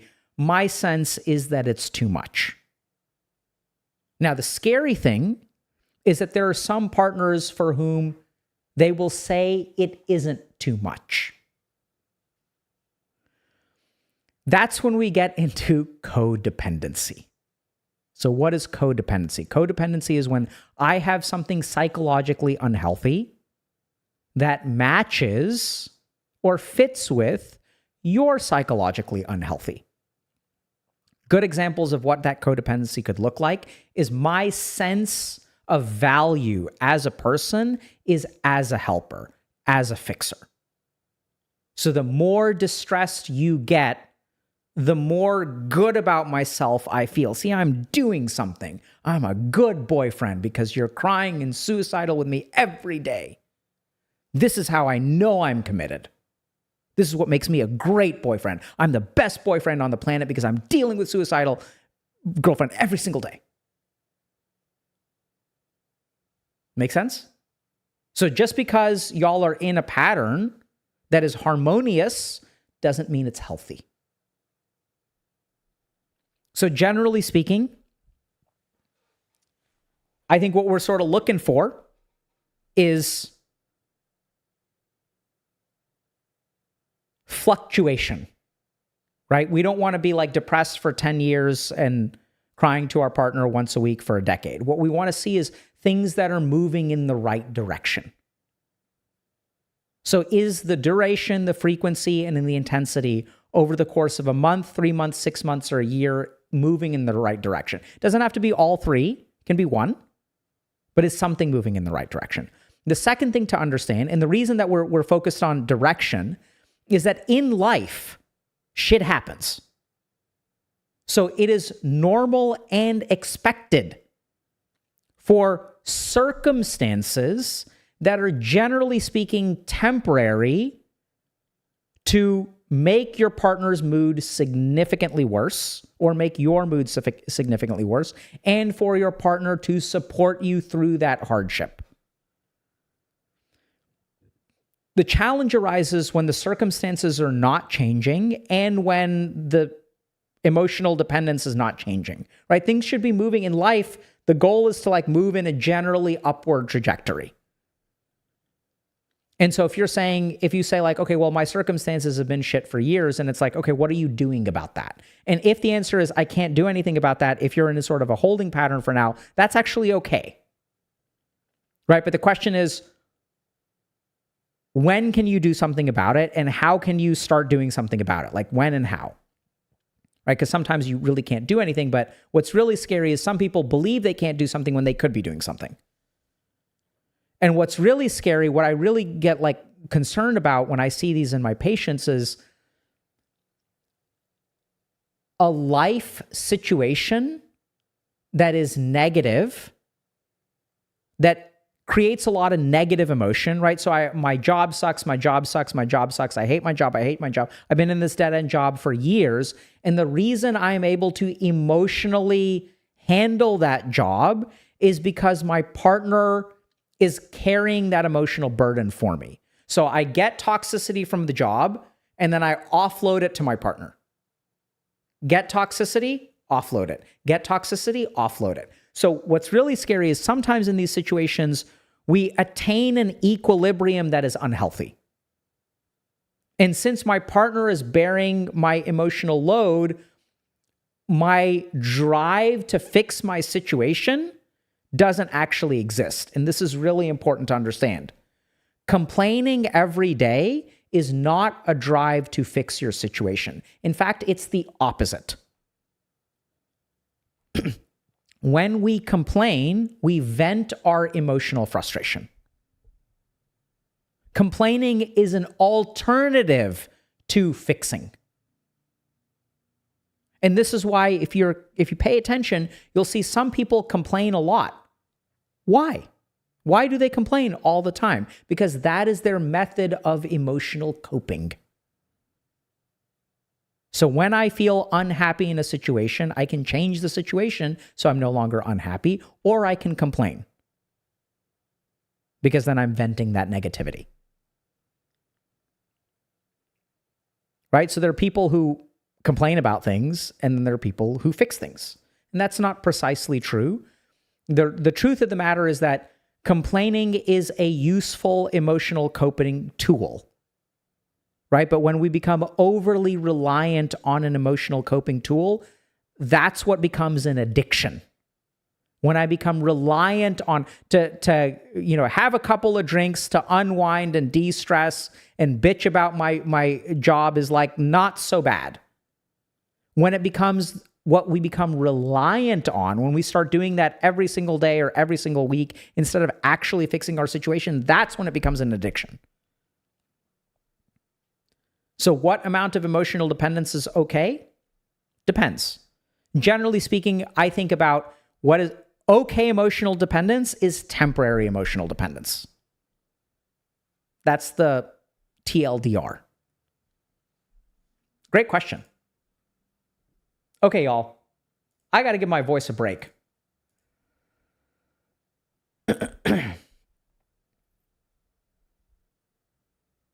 Oh, Anima and Animus is coming in some big way. Not anytime soon.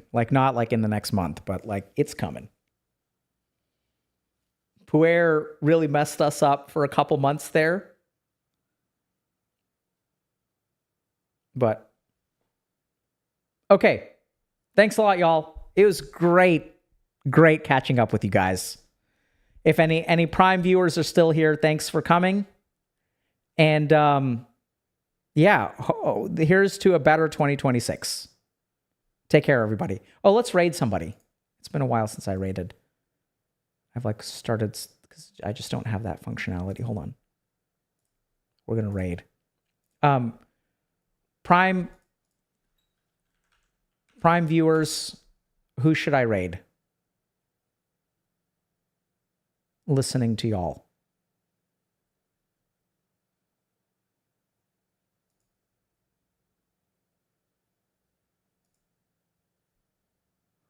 Raid the cabinet for antidepressants? Bruh.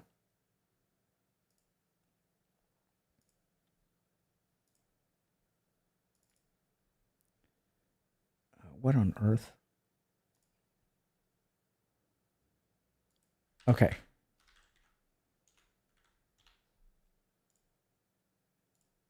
Who am I rating? Stable Ronaldo? Dude, okay. Legend 27.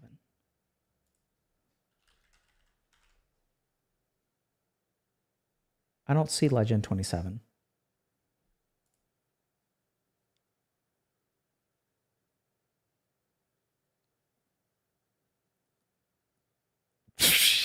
card. Oh my god.